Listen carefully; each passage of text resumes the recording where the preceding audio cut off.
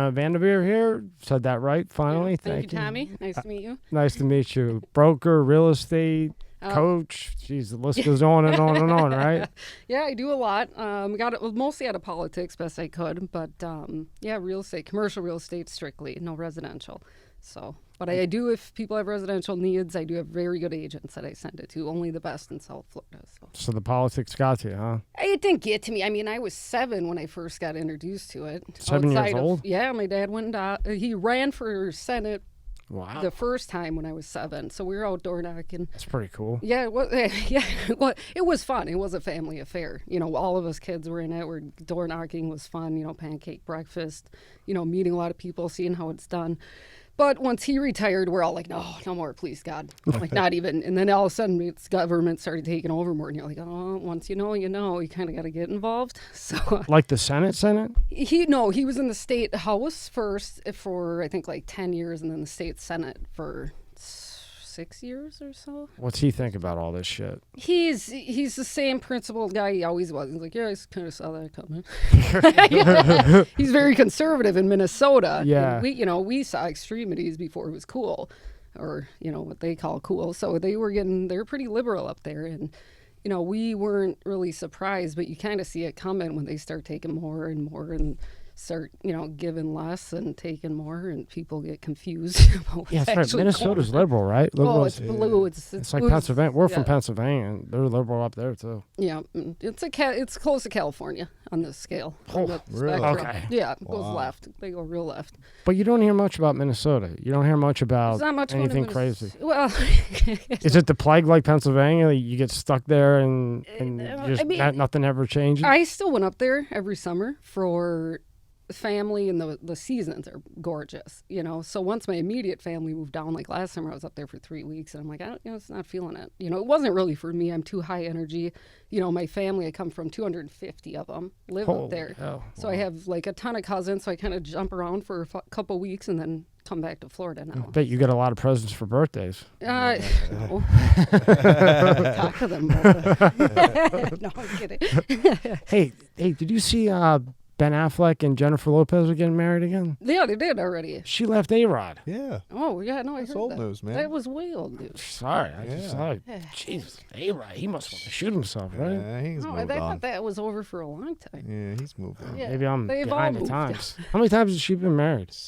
I have no idea. I don't. Is it like she married him twice? Is it like 6? I think. I'm not into the tabloids. I want to say it's like 6. I don't know. 6. I'm gonna shoot for 7. No, I'm kidding. No, I've never been married. I don't know how that goes. Don't run fast. From who I've talked to, it looks like a really good time. Oh yeah. How much alimony he's probably fucking paying? The other 3. Yeah. Both of them been married a pile of times. Yeah.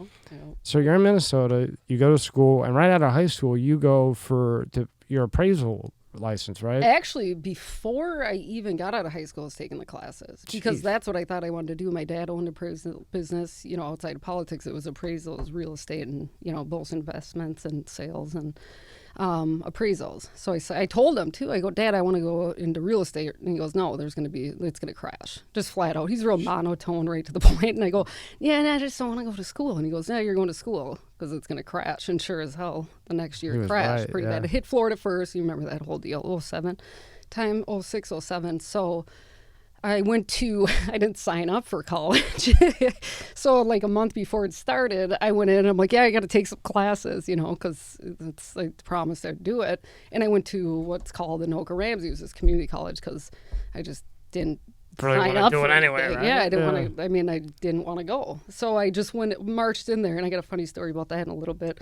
But yeah, and then I didn't know what I wanted to do. I went for business at Concordia for a little bit, and I started taking classes, and it was a business program, and the teacher's like, okay, we're going to do this project, and I'm like, oh, good, this is great. I want to expand my uncle's grocery stores.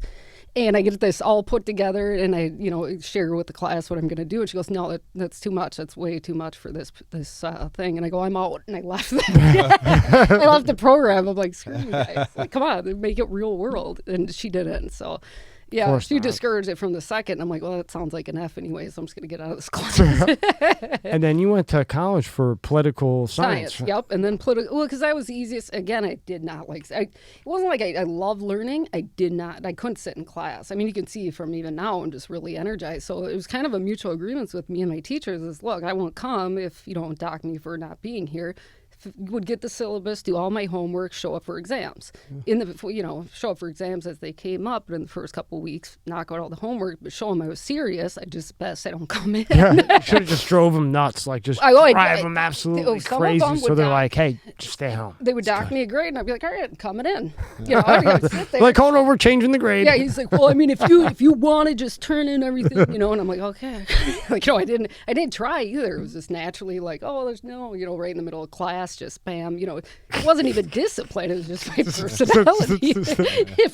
And it was all through school. I mean, my busy experience, which made me hate the education system, and this was actually, I went to 4 different schools, private.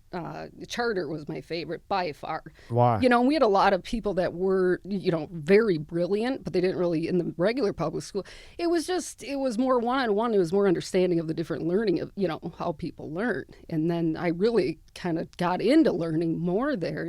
Despite still having a hard time in class, I was kicked out every day. I got kicked out of the principal's office. That's cool. Yeah, so I would go down there, and then I would say something, make them mad, and she'd be like, "Get out!" And I go, I'd walk out and be like, "Where do I go?" I'm with it. I would go in the hallway. You're fitting in real good here with us. I got in school. Yeah, and I'd go in the hallway and read a psychology book, and I was fine with that. But as soon as I get around people, you're really excited, and I would just be like, this is great, party time. My mom found a way to get a job when I was in high school because I kept getting detention for stupid shit in school, like just stupid, pointless shit. So somehow I walked in and she got a job as an attendance lady to make sure I was you there. were there, yeah. But I was always not ever there. So she would always help me out, knock me off, and it was crazy. Yeah, I think I used to be towards the end of school. They got me in trouble once, and I told the behavior specialist, I'm like, look, and it embarrassed my mom too because we went here and there's all these really bad kids at the thing they sent me to for being tardy. And I got back to school the next day, and I'm like, what was that? She's like, oh, I'm so sorry. The behavior specialist apologized to me. I'm like, you know what? You'd be way better at encouraging good students than you are at disciplining bad ones. And she was like so nice to me after that. She was like, yeah, you do great. We just want you to get A's. And I'm like, I get B's. I'm confused fucking A's. with B's. Is that not good enough for you guys? That's why it's so tough. They have this school choice. I think Ron DeSantis had signed here because not everybody excels in a public school. No. Everybody's different, right? Learning differences. And just because a kid doesn't do good in public school, like, oh, he's stupid, he's this, he's that. No, he just doesn't learn it that. Well, look at Einstein. They called him an idiot, too. And it's like, well, there's your nuclear bomb, smart ass. Yeah, you're correct. That kind of worked out for him. But DeSantis does a great job. Yeah. I mean, just all around, but especially education. I appreciate it. Because I'm like, fix the education system. Me firsthand, that was bullshit you sent me through there. Like, that wasn't fair. And I always wanted to do business, real estate. Like, I was... In 5th grade, my dad asked him for money, and we weren't not well off, but he would not give us anything. You earn it. He was old school like our father. Like if you want money, you got to work for it. Exactly. Save your allowance, get a job. I went to shit, huh? Yeah. So I know what the hell. I know I'm watching people. I'm like, so we're just getting checks now. Yeah. Thanks a lot, Dad. Not enough. Oh, you paid for my school loans? No, we're paying for your fucking school. I wish the government was my dad. Yeah. No, I don't. You get away with murder. It's terrible. Literally. No, but anyway, so he says no. I go to the store with my mom and I buy a bunch of tangy taffies and I'm sitting here selling them every day. I didn't hire, but my cousin ahead of me and a grade below me are selling them too, and I'm making a ton of money. So I have like $50, $100 a week for a kid in 5th grade is a lot from starting from 50 cents, and I'm not taking the bus home. I'm going up to the grocery store, buying boxes of tangy taffies. I always bought more cherry because they sold faster. And grapes didn't. So I'd get like 2, and then I'd walk home with like 3 grocery bags. The owner's shaking my hand. I get to school one day, and I only did it after school on the bus. And, well, my cousins handled the bus because I would go get more goods after it sold out. So I would do it, in the hallway, recess, never during class. And all of a sudden I get a tap on my shoulder, and it's my teacher. It's like, Lana, come with me. And I'm like... hang on just like this big busy time, just like right now. And one of the moms saw me selling the candy and said, Alana's stealing from the kids. Oh, God. So that, my teacher was really nice about it for the most part, but she took everything from me. And she's like, can't be doing this here. And I'm like, please tell me why. And I actually asked her if it was because I wasn't paying taxes. And I'm like, because I will, I'll get there. You know? And because I was, you know, I grew up, we were in you know, we knew kind of how this, you know, whatever. And she actually flat out said to me, she goes, no, you can't be doing it because it doesn't benefit the whole school. Oh, give me a break. And from that day, I'm like, Dad, I don't like socialism. Like, I understood the concept of it is that's a terrible thing. Especially they say you're stealing. I'm not. I'm busting my ass. Nobody else was going to get more material after school. You know, nobody was not, you know, having fun at recess. I was working. Just imagine being in a communist country. Oh, no, I mean, I did. That was really murderous for me because I read books on Levi Strauss and I was very loving entrepreneurs. I was born an entrepreneur. And that's why I like commercial real estate, because I get to see people start businesses, grow businesses, you know. And watch it grow, too. And watch it grow without having me have to start it. And I see, you know, how excited they get. And it's just, I can be there with them, you know. Just. I had a fucking lemonade stand when I was a kid, and then snow cone, and then Nice. Soprano DVDs, because I would have the season early. Yeah. So I would break them. You know, I remember you used to be able to burn DVDs. Oh, yeah. So I would burn each show, because I would have the series before it came out. Nice. So then I was selling the series and shit to get out of work. The one job I did have. This podcast is brought to you by Monster Energy. Tear into a can of the meanest energy drink on the planet, Monster Energy. It's the ideal combo of the right ingredients in the right proportion to deliver a big bad buzz that only Monster can. Monster packs a powerful punch, has a smooth, easy drinking flavor. Athletes, musicians, co-eds, road warriors, metalheads, geeks, hipsters, and bikers dig it. You will too. Monster Energy is more than just the green OG. Monster has Monster Ultra, Juice Monster, Monster Hydro, Rehab Monster, Dragon Tea, Monster Max, Muscle Monster, and many more. Buy on Amazon, buy on Walmart, or go to monsterenergy.com and believe me, you'll find a place. Unleash the beast. Monster Energy. This episode is brought to you by Fiji. More than just water. This is not just rock. It's ancient volcanic rock that filters tropical rain, giving it double the electrolytes and its signature soft, smooth taste. It's not just water. It's Fiji water. Again, that's FijiWater.com/MSCS, $5 off and free shipping. At Hershey Medical Center.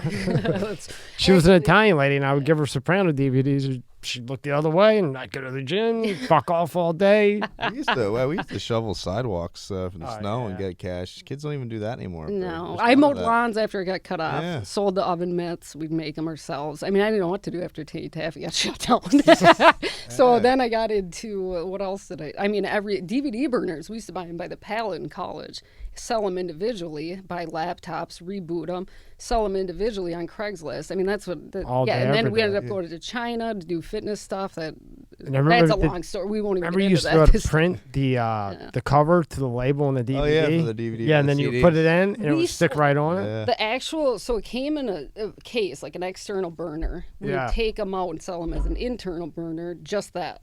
Like just the piece so I bought them for like 50 cents a piece. I sold them for around 25. Yeah. Like a pallet of them. Yeah. You were pumping them out early. Yeah, we weren't messing around. No. So now when you take political science, what the hell do they teach you in political science? That sounds like the most boringest class. State and local universe. Politics. I was, if I went, international politics was a disaster. Yeah, I'm not a big feminist. I'm not this teacher, there was a lot going on. We won't get into too much of the material that they teach you, but I did a lot of independent studies. That's where majority of my credits came from, because my dad was down there. I would run a campaign. I would interview lobbyists, the governor of Dayton at the time, senators, and just that's what I did for credits majority of the time. So that was nice that they had that option in the program. Actually, it probably saved me from actually finishing, because I was like, this is just one more class. I wanted to go to law school, but I'm like, there's no way. Like, if I'm getting in arguments with my international... That's good, though. That's good, because you want to argue like hell as a lawyer. Oh, yeah. I mean, it was good. I was very good at debate, but just the whole politics thing, it never ends. It never... I mean, seeing a business start and, getting paid for it and being passionate about what you're doing is one thing, but having to constantly fight to, like, just the next thing, it's just this... Stress. Now it's too emotional. It's like, we're not even on subjects anymore. This is, like, mental health issues. Yeah. So that... was kind of a turnoff too. I mean, you don't really go into politics. It's a civic duty in the United States of America to be involved. I think everybody should be involved, no matter what party you're in. Just get involved rather than just expect people to do things for you. See, I hate that. I hate that red-blue because it's just like a separate. But that's what they want. They want diversity. You know, why not just run and whoever is the best you vote for, and boom. Yeah, I kind of like. What do you think about that? I don't know.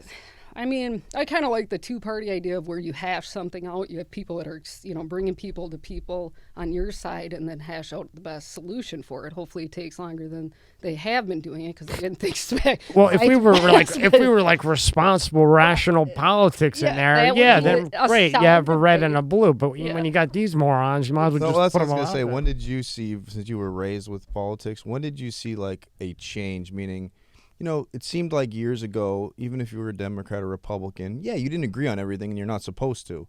But you can come to a common ground and have a conversation and say, okay, when did you see the change where it seemed like it's just no either way? Like, no matter what, it's no. Well, really what happened, I think, is the way information can travel. Like, I used to watch my dad up in the balcony, and one time this bill came across that was unconstitutional, and he was telling him on the floor beforehand that, look, if you send this through, just so you know, the courts will say no because it's unconstitutional. And they're like, no, it's not. And they told him it's not publicly on the floor. Then they took a short recess, and 3 of them, the Democrats, went around him and said, hey, you're right, we're going to take it out. But they didn't want it on the air of the session floor. So, and I got pissed. So, I took care of that in a different way. It was actually really funny. I sent them notes and stuff when one of the senators started crying, and she's like, I feel like people are watching me. And I'm like, yeah, they're watching you. Like, you're a public person. Yeah, correct. On the floor. Like, are you nuts? But now people are acting surprised. Like, we got to debate this. Yeah, you're supposed to debate it. You don't just silently pass this stuff through, and they're getting found out. Now it's just getting real gamey is what it is. Like it's so messy. However they can get it through the speed in creating a crisis. I've seen a lot more crises than I did growing up. When in the number one way for reform, unfortunately, is creating a crisis. People are distracted. They don't know what's going on. So you create a crisis, reform it, and it's so much harder to get freedom back than it is to hold on to it. Once it's gone, it's gone. And once you find out it's gone, it's too late. So it's really interesting. Yeah, that's true. I mean, and you look at, like, I always think, like, about, like, when they have a bill, right? Let's just pretend, there was a natural disaster. Well, that might be a little different. But let's just say there's some funding that they're going to give for business owners, right?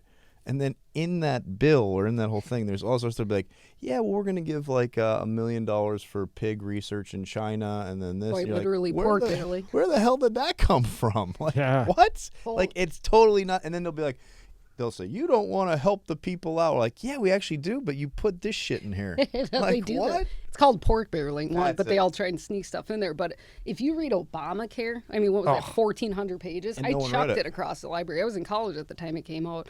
And I'm like, there's no way. I mean, the pork barreling and that thing, the weird, like, all of a sudden left field stuff that had nothing to do with healthcare that they shoved in there. He was just such a fucking slick talker. That dude could talk. He could talk. If you were gullible, he could talk. He might be the best talker I've ever heard. He was good. I'll give him that. Especially Roosevelt when he first rolled. Yeah, Roosevelt was really good too. Yeah. So, but they're both bad, I think, personally. But I'll tell you what, Obama went in looking one way and came out looking another way. Trump's the only guy, and maybe Reagan, that went in and came out and still looked the same. Yeah. Obama looked like he aged about 50 years, right? He went in with dark, full head of hair. He's got gray. Bald and gray. Forgot his razor's going bad. He's got an $80 million house from all that money that he shipped over there. That plane.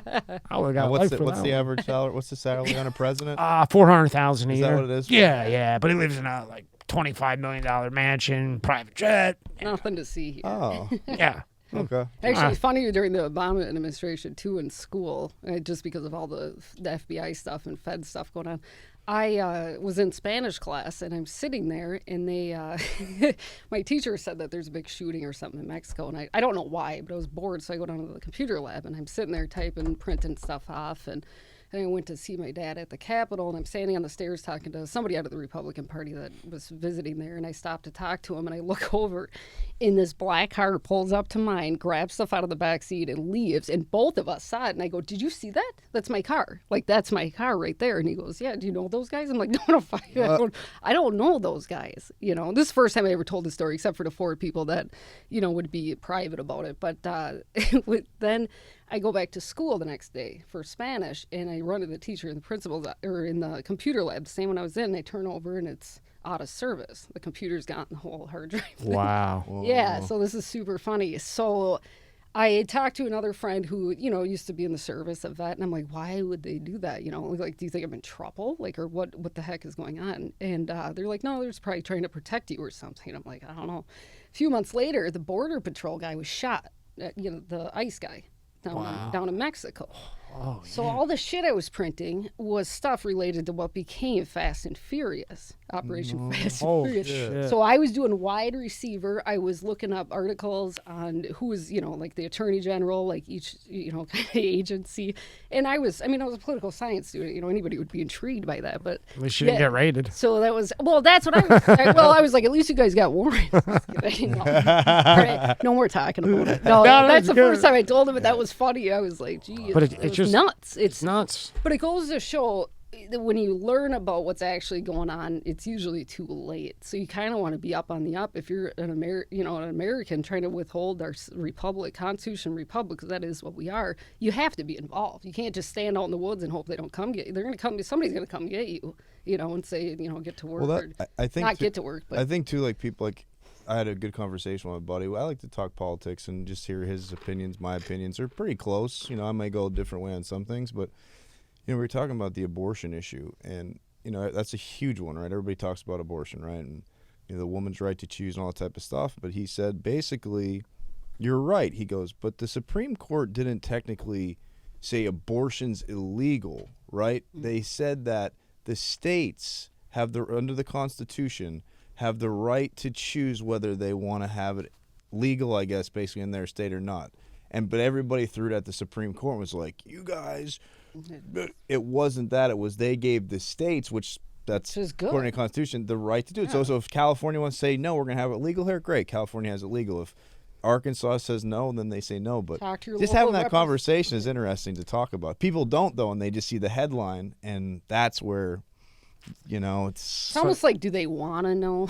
Yeah. Like they want to be mad. It's just like such a mess. But it's like talk to your local. It's almost easier. Talk to your local, representative about it. You don't need to be mad at the Supreme Court. Actually, it works out. People got mad at Trump too for putting it on the states to handle their business. Like the open up, do whatever you're going to do. I thought that was brilliant. So did I. And look at how it turned out. We can see exactly, and they didn't want that either. Probably because you can see what economies are doing good, what's not, and how they manage that whole situation and how it turned out. And it's like, what did you see what the governor? I think it was the governor of New York just said. The lady who's in there now. What did he say? Said, Abrams? No, not Abrams. From New York. She took over for Cuomo or whoever was up. Oh, there. Cuomo. I knew whoever what the talking about. She said that. Can't wait to hear this one. All you Republicans that are in New York, you need to move to Florida. They are. And I was like, they're all here. I was like, everybody I know from New York. I was like, there. they have it. I'm like, wow, what a way to kill your state economy. What a great way to kill it. Yeah. They're already here. And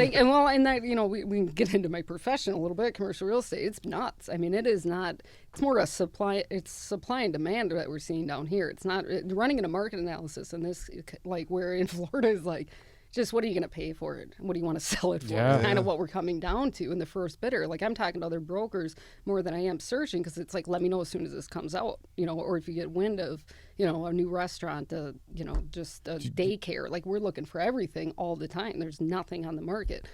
But do you see a lot of like businesses that were in New York and they've basically taken their entire business and said, fuck you, and we're coming here and now opening up those great restaurants that they have over there, right? No, it's exactly what a friend of mine sold his place like down in Times Square for like 1.6. Mm-hmm. He came down here, got a nice place for $900K, and he's opening up, I told you about it, he's opening up a taco pizza place. Oh, yeah, you did tell me that. So it's a taco joint. Like street tacos? I don't know how he's going to do it. I was like, how are you going to do it? He goes, I can't tell you. I go, you don't even know how you're going to do it yet. You're just trying to fit in with the taco bullshit. No, we'll go street tacos. I love street tacos. Authentic. So where do you see the most people come from? Obviously New York, right? I think, on this coast, I would say the East Coast, New York, it runs up. It's kind of the same concept as it's always been. And then on the Gulf, Minnesota, Wisconsin, a lot of Minnesotans are dipping out of there too. I've noticed, and I have the baby boomers or whatever, but we're seeing a lot more younger people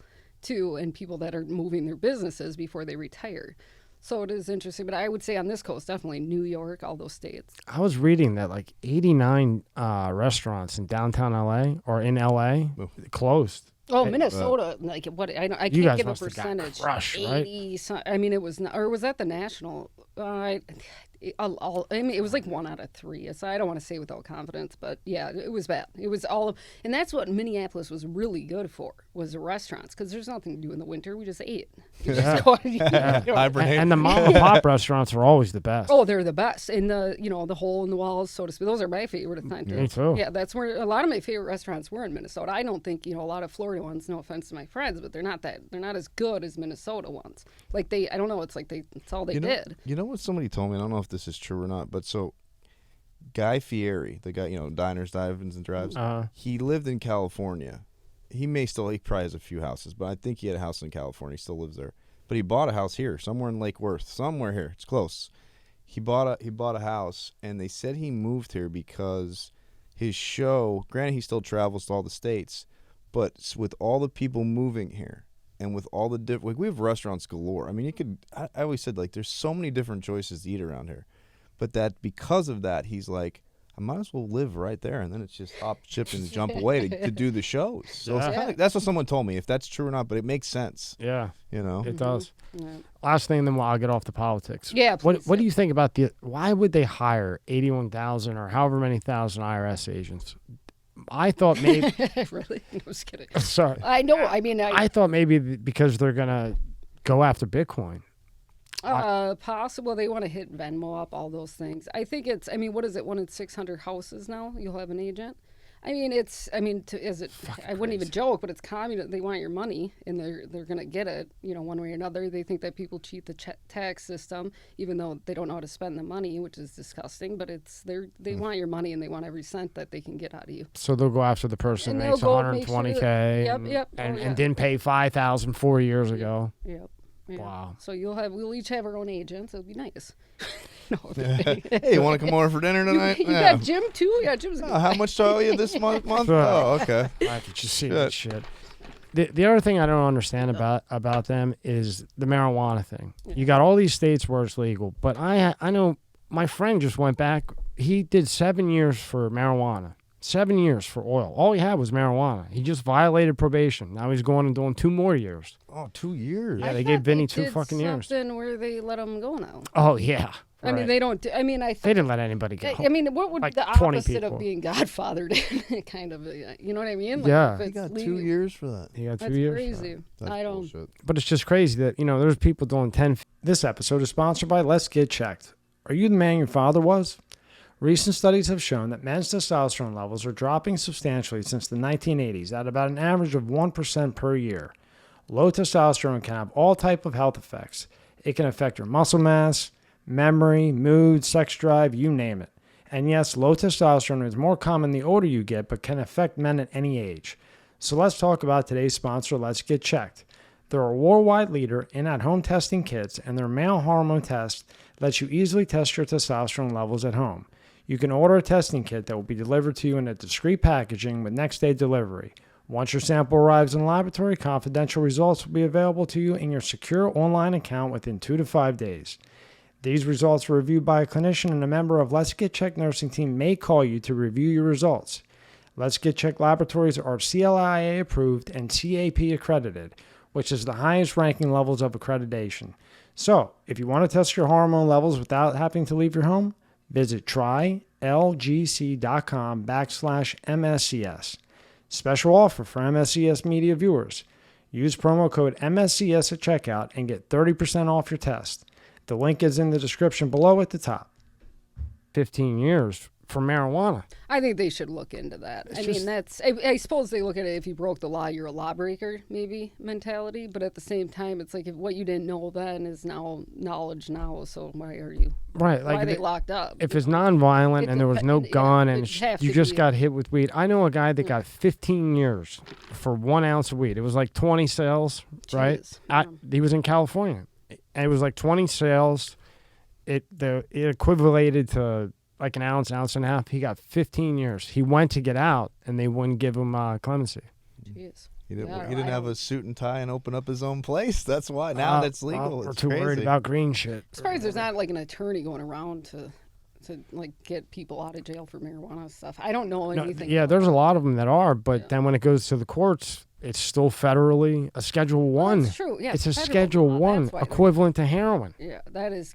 I mean, I thought the Dems too would try to redeem themselves after the last Well, couple of years they said by that they were making it legal or do it, but they probably are like, how can we get the most money out of this before we do it? We got to really hammer this out, guys. They're big. Well, he ran on that. Biden ran on that. He was going to let people out for nonviolent crimes that were just, drugs, and that he was going to federally legalize marijuana. And it stands as a 1, and everybody's still in the private jails where they make a ton of money. Yeah, I'm surprised it wasn't something they tried to bust out before the end. Well, they're probably maybe the next presidential election, but they're going to try and maximize on how much money they can get out of that. That's probably why it was legal in the first place. They couldn't figure out how to tax it.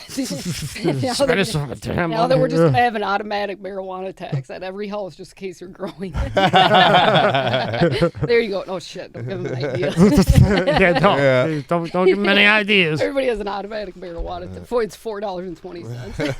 So everybody knows like what an appraiser is, but what is an appraiser, being that you've been through all that?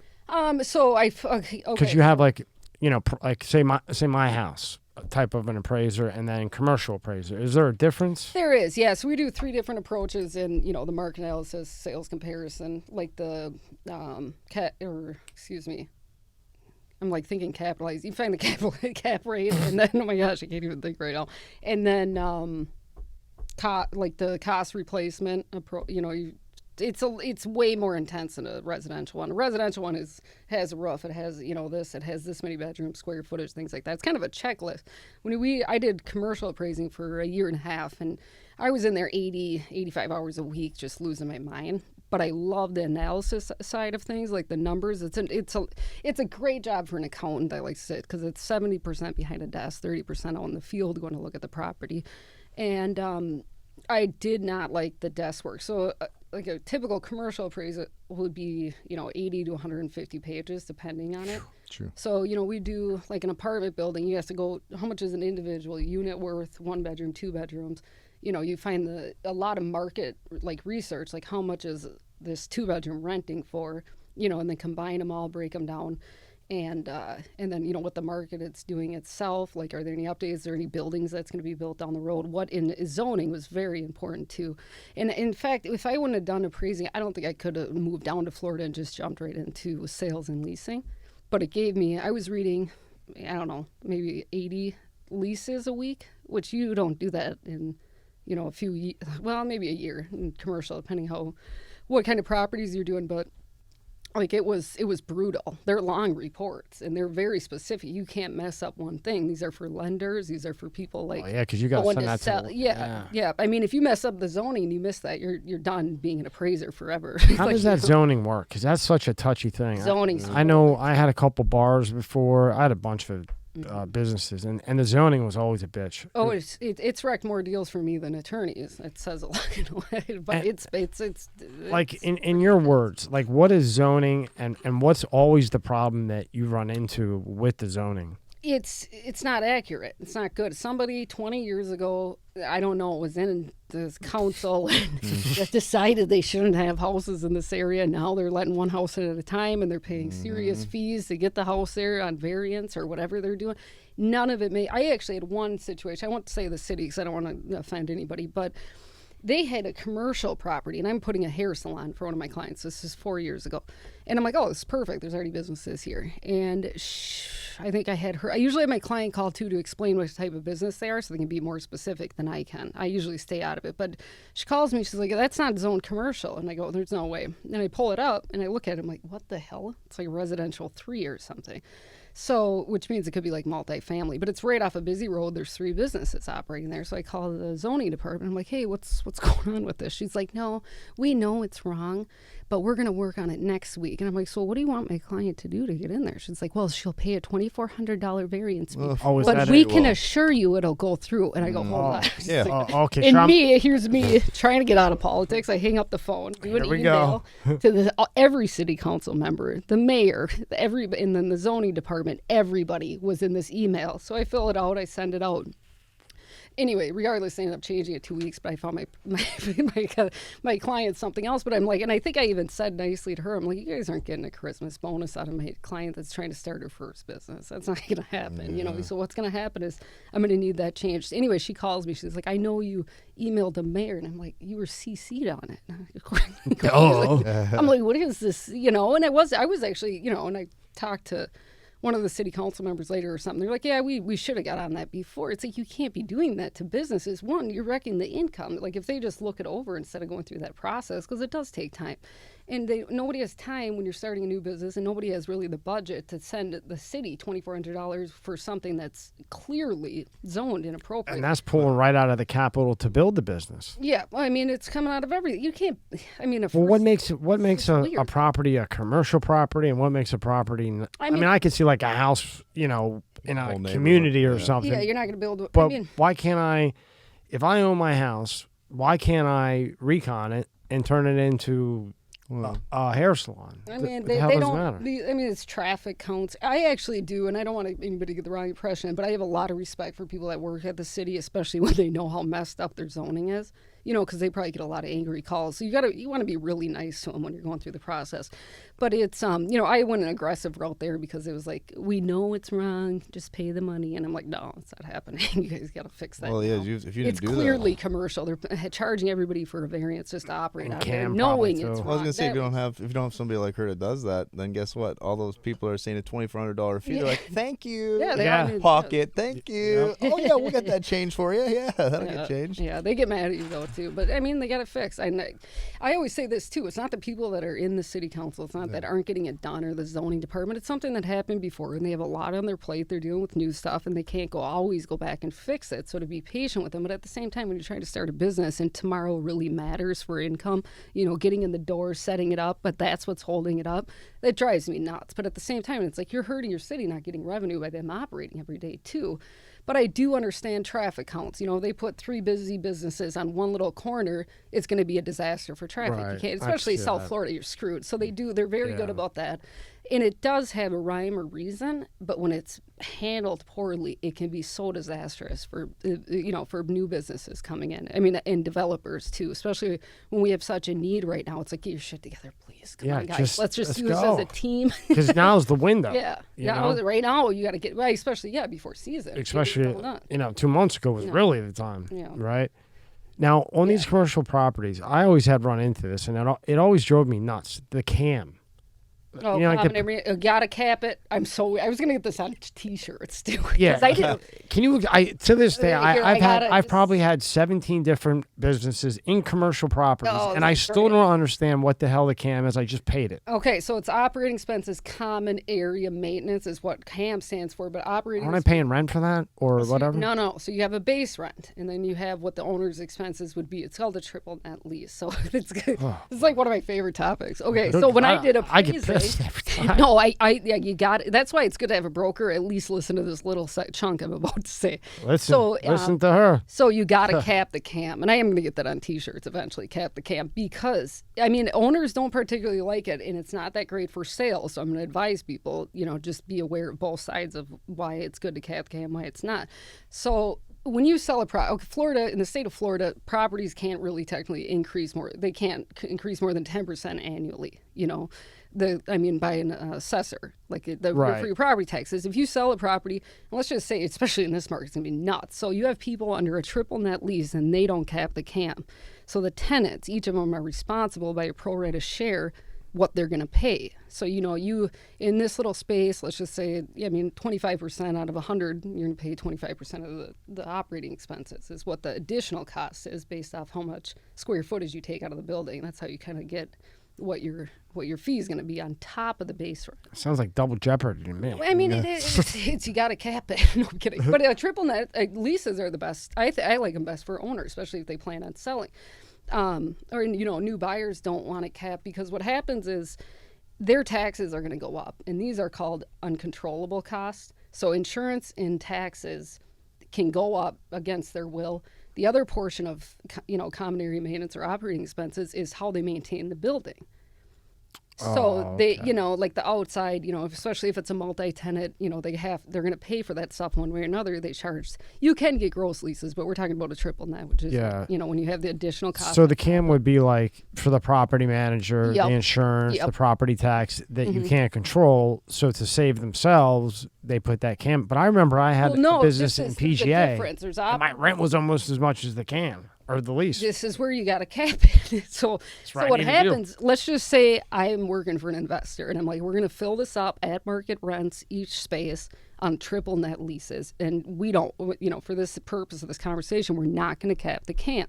This is really good for the owner. Bad for the tenants. I'm sorry to interrupt you. Can you explain a triple net lease for those who don't know? So they know what the hell they're getting into when they hear that. Okay, so you will look at it and it'll tell you you're going to pay, Florida will be $20, but for the purpose of the conversation, you pay $10 based off the amount of square footage you have. That's your base rent. And that is going to typically increase 3 to 4% annually is what you'll see in the lease. That's normal.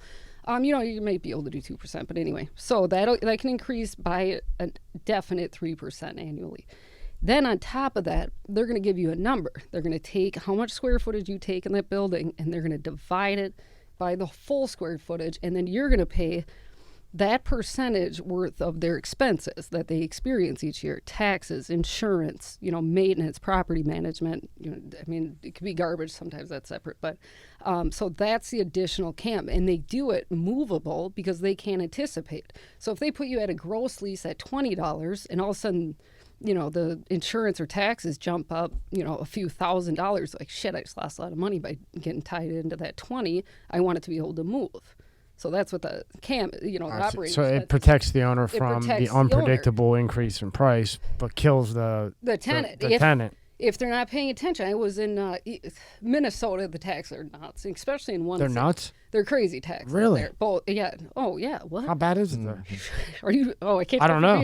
Oh, I'm like, oh. No, I really don't know. I thought you were being sarcastic. I'd imagine it's probably high. Take a wild guess. It's up. Oh, Take a wild guess. Oh, okay. I don't know. On how much? On for...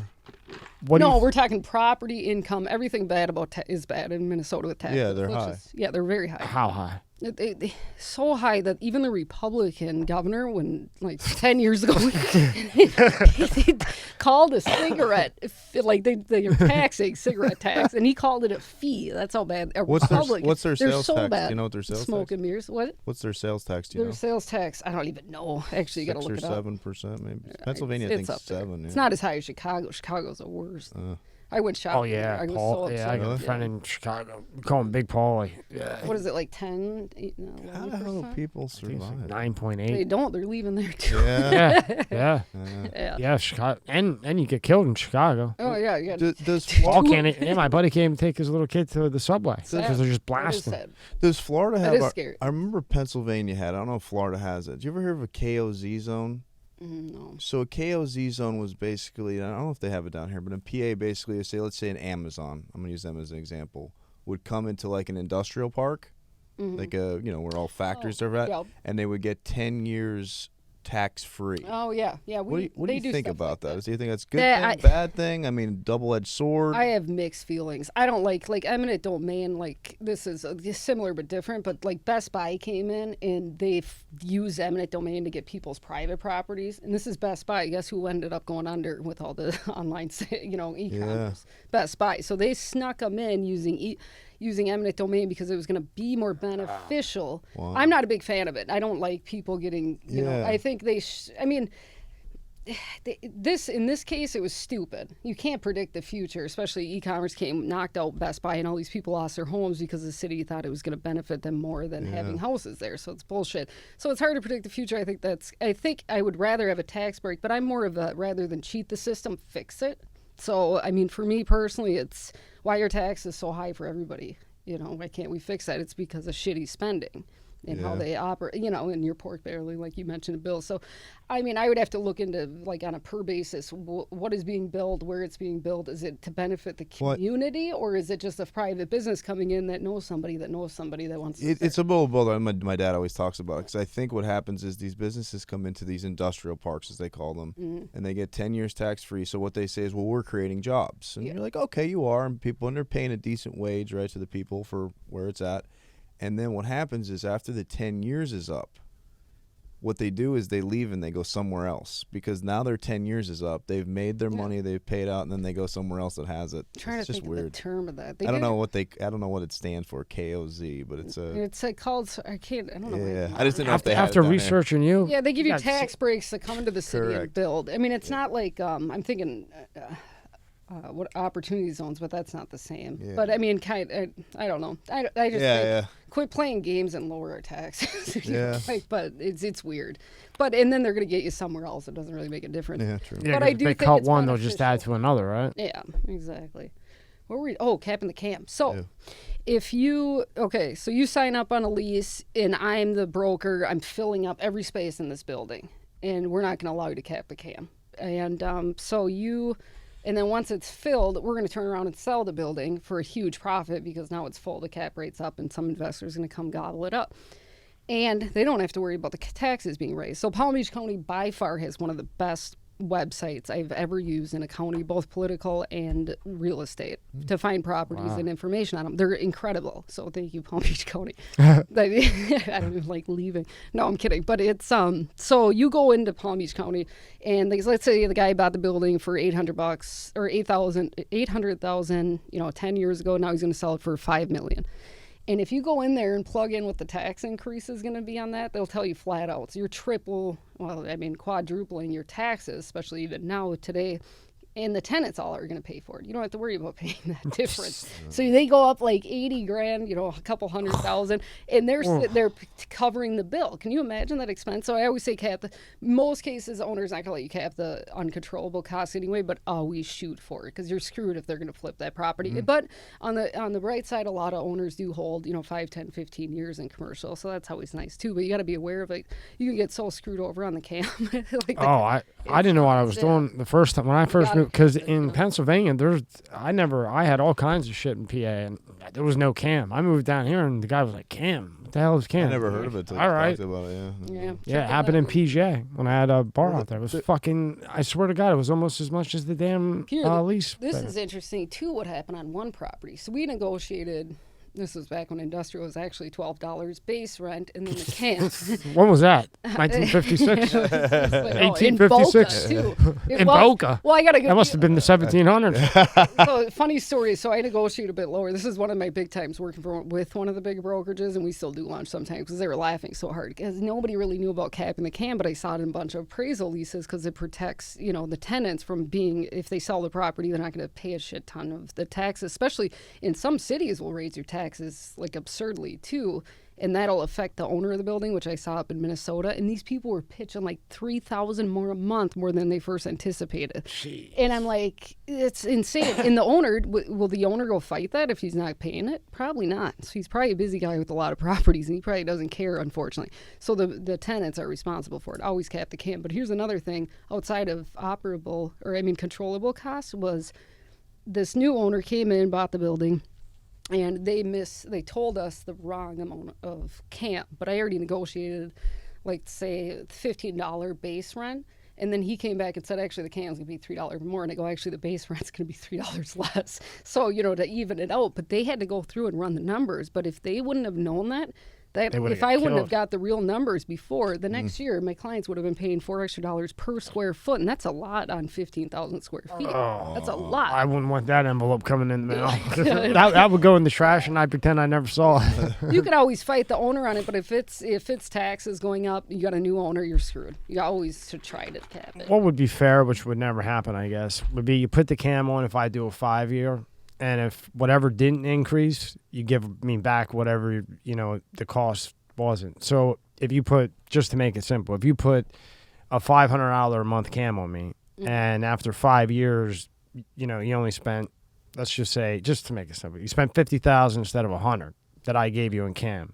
Give me back my $50,000. Yeah, right. They'll find a way to spend. They'll find a way to spend the $100,000. I said in a dream world. Yeah. I mean, if it's ever an issue, you can request what they're spending it on. You can go through the report, but always then it'll be the minimum, worst place to be because they'll just be all over you. Yeah, get you out of there. It's an ugly thing for both of them, owners or tenant. If that's an argument, I mean, it's just not fun. It's not a fun deal, but. If you cap it, I don't get it. I like love capping. It's so funny you bring that up. It's like one of my favorite topics. Yeah, because I always wanted to know. Nobody knew about it. A lot of the other brokers didn't know to do it either. I'm like, it just seems so obvious that you should cap it. To me, I mean, but owners don't want to do that. I mean, I didn't think you could. I thought it was like not up for negotiation. No, you gotta ask, and you gotta ask in the LOI. Early enough. What's the average like lease for a commercial lease? Is there a certain is there a number like 5 years, or could it be anything? Could it be a year? Is it retail? It varies. I mean, like a lot of office you see for it varies so much. Yeah. But I would say 5 years is preferred, especially for if they're going to go sell it or for bank loan purposes. Most of them like 3 to 5 years. 3 to 5 years. On paper for sure. Yeah. Everyone that I had with the cam was 3, no less than 3. Usually 5. And you get a better deal. Yeah. They wanted 5. You could work them down to 3, but never less than 3. Yeah, another good thing. At least for me. I did an assignment of a lease for a client just recently, and they just wanted to switch locations, but I listed it, and we put it on the market for like $3 more. So anyway, we decided to do an assignment as opposed to do a brand new lease with the owner, which wasn't very... Let's just say the rent went up $5 a square foot in this location in the last year. Wow. It was not surprised because I see the price on this house. Yeah, and then one of the people were like, "Yeah, well, you want a couple months free rent?" I'm like, "No, you're not. You know what kind of deal you're going to get out of here? You dumb? Are you out of your mind?" I'm like, "We can give it to somebody else because we have 30 other people asking about it right now." Within a week it was gone. But it's crazy. The market down in South Florida is just nuts. I love it, but it is frustrating. I would not. I highly recommend nobody does a 1031.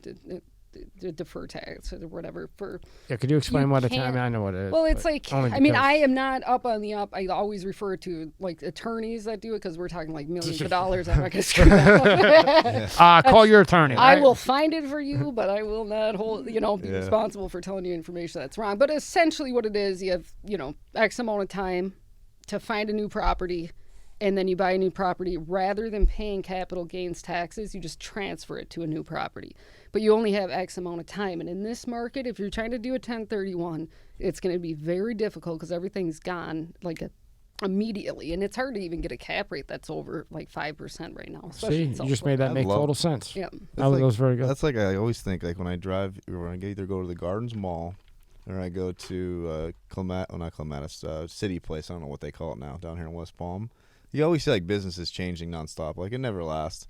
I was like, how much money do they pay in rent a month? In the Gardens Mall, how much are they paying? Again, I know it goes by square footage, but how much is one of those small little places like a Sunglass Hut paying? This will blow your mind. So I had an engineering company prior to this, and the Gardens Mall was trying to get Sears out of there because they wanted to put Neiman Marcus in because they thought it was, you had Louis, Gucci, kind of like more high end, and then you have Sears.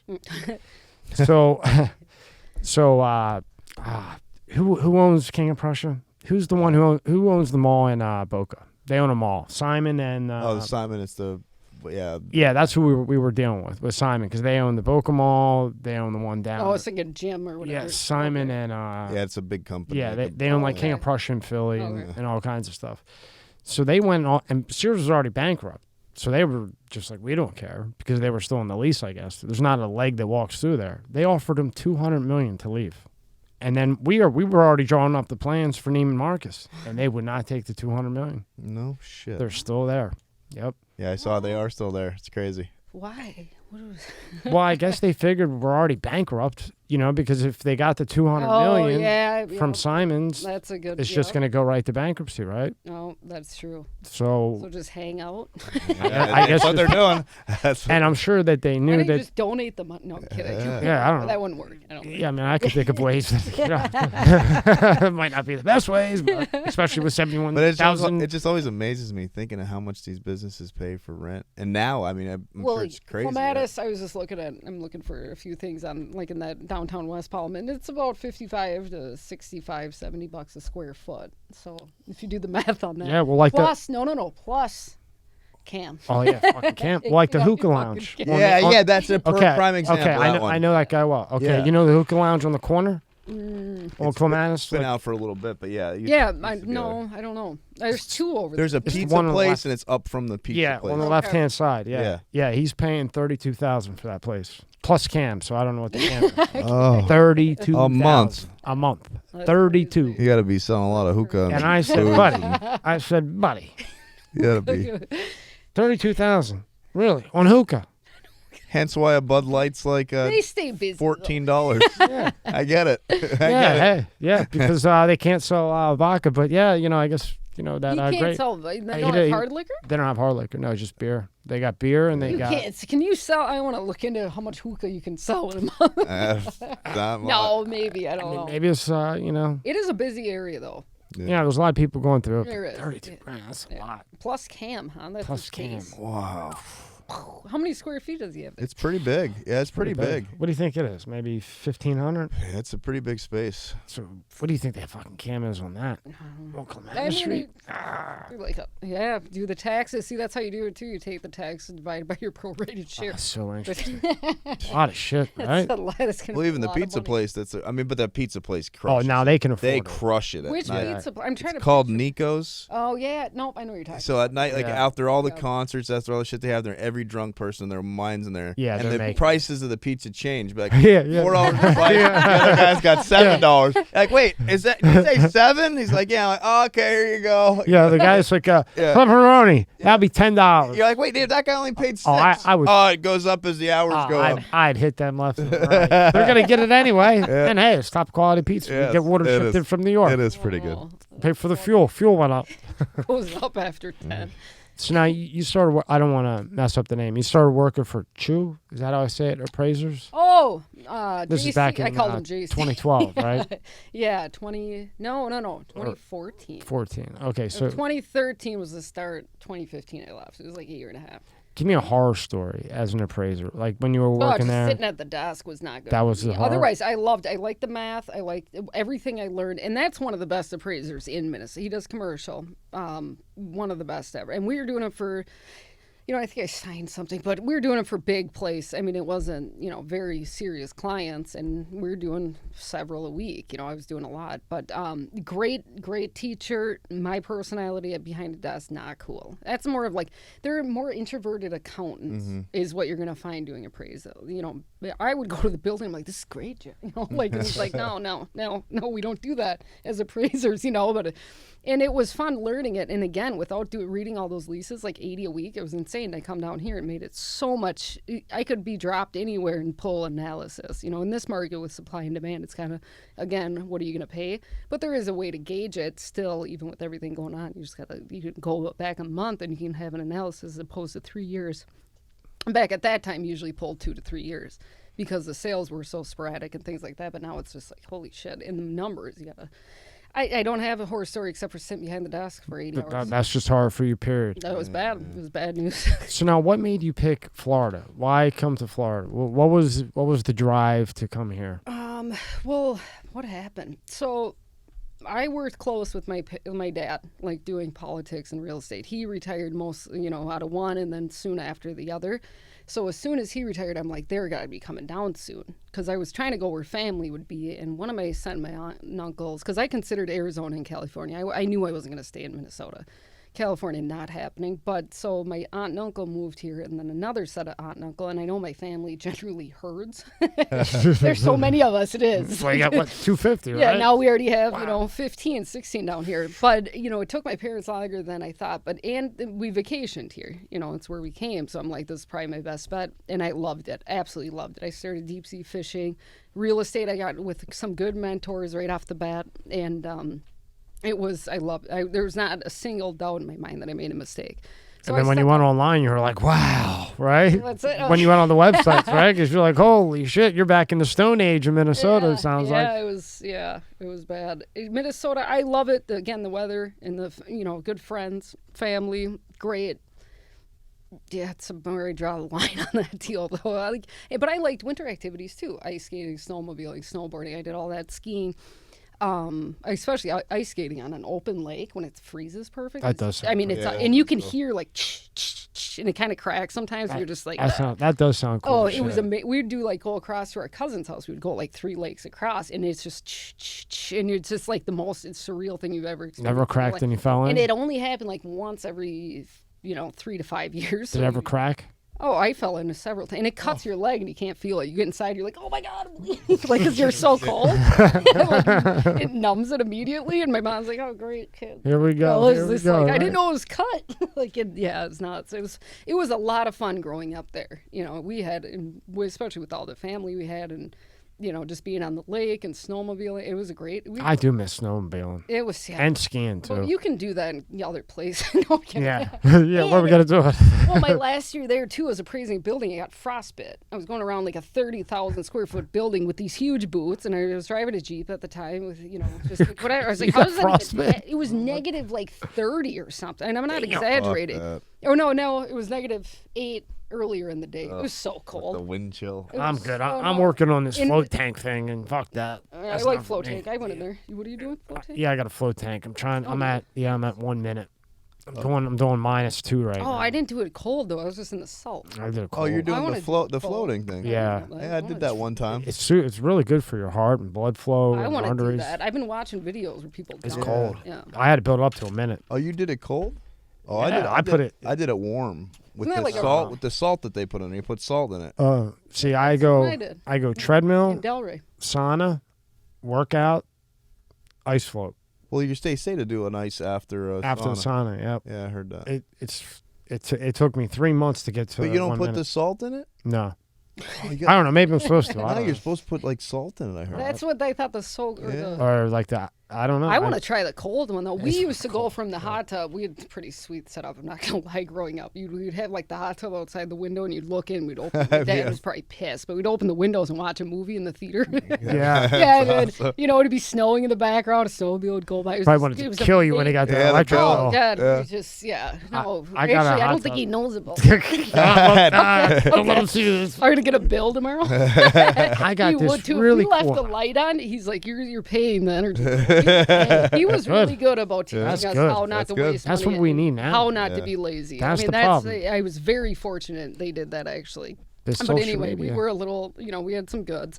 But we would get out of the hot tub as soon as the lake defrosted, or like, you know, it was kind of early spring or early winter, and you'd run, jump in the lake, and then run back out and get back in the hot tub.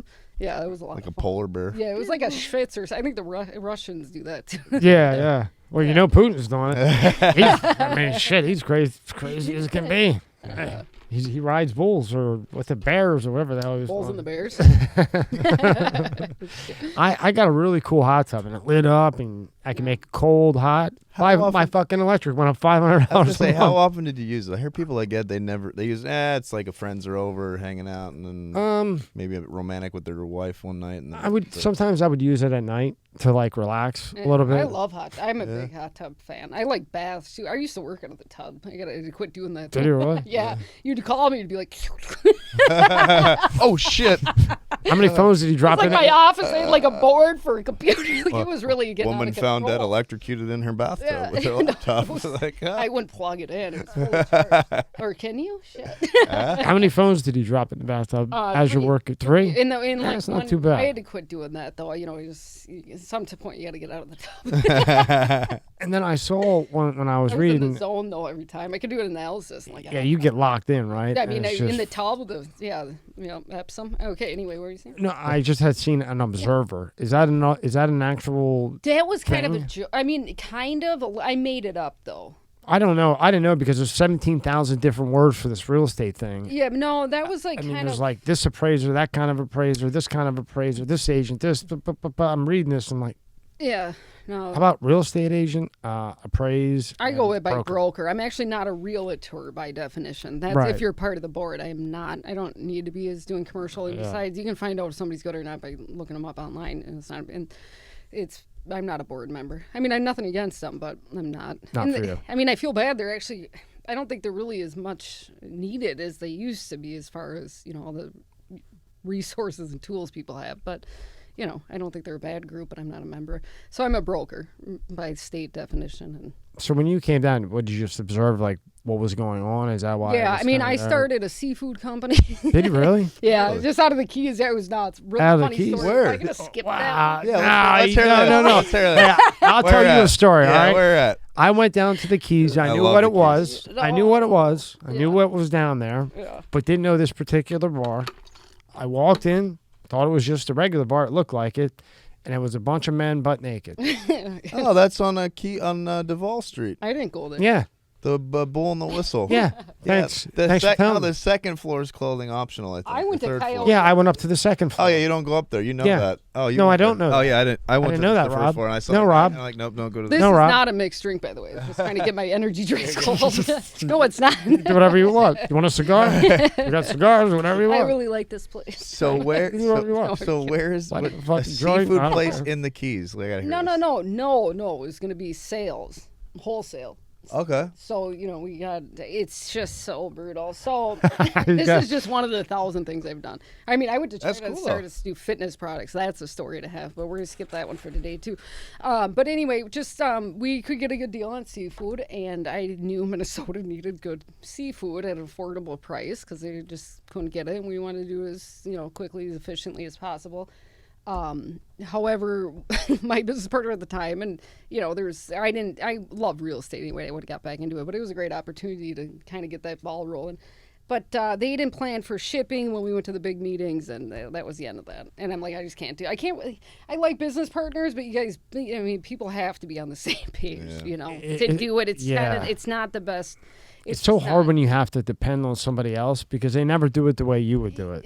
Well, I mean, From my experience. we had pretty good meetings lined up, and then we also made them upset because there's wholesalers within, that sell to restaurants. So we went directly to restaurants because I know a lot of really good chefs, and I'm like, oh, here's our prices. So they're seeing the markup that the wholesalers are doing, and the wholesalers were like, get Pissed. They the wanted to hell out be- of here. they're pissed. We went to all the I knew all the nice seafood restaurants, and we went in there, had a cocktail, talked to them, showed the prices.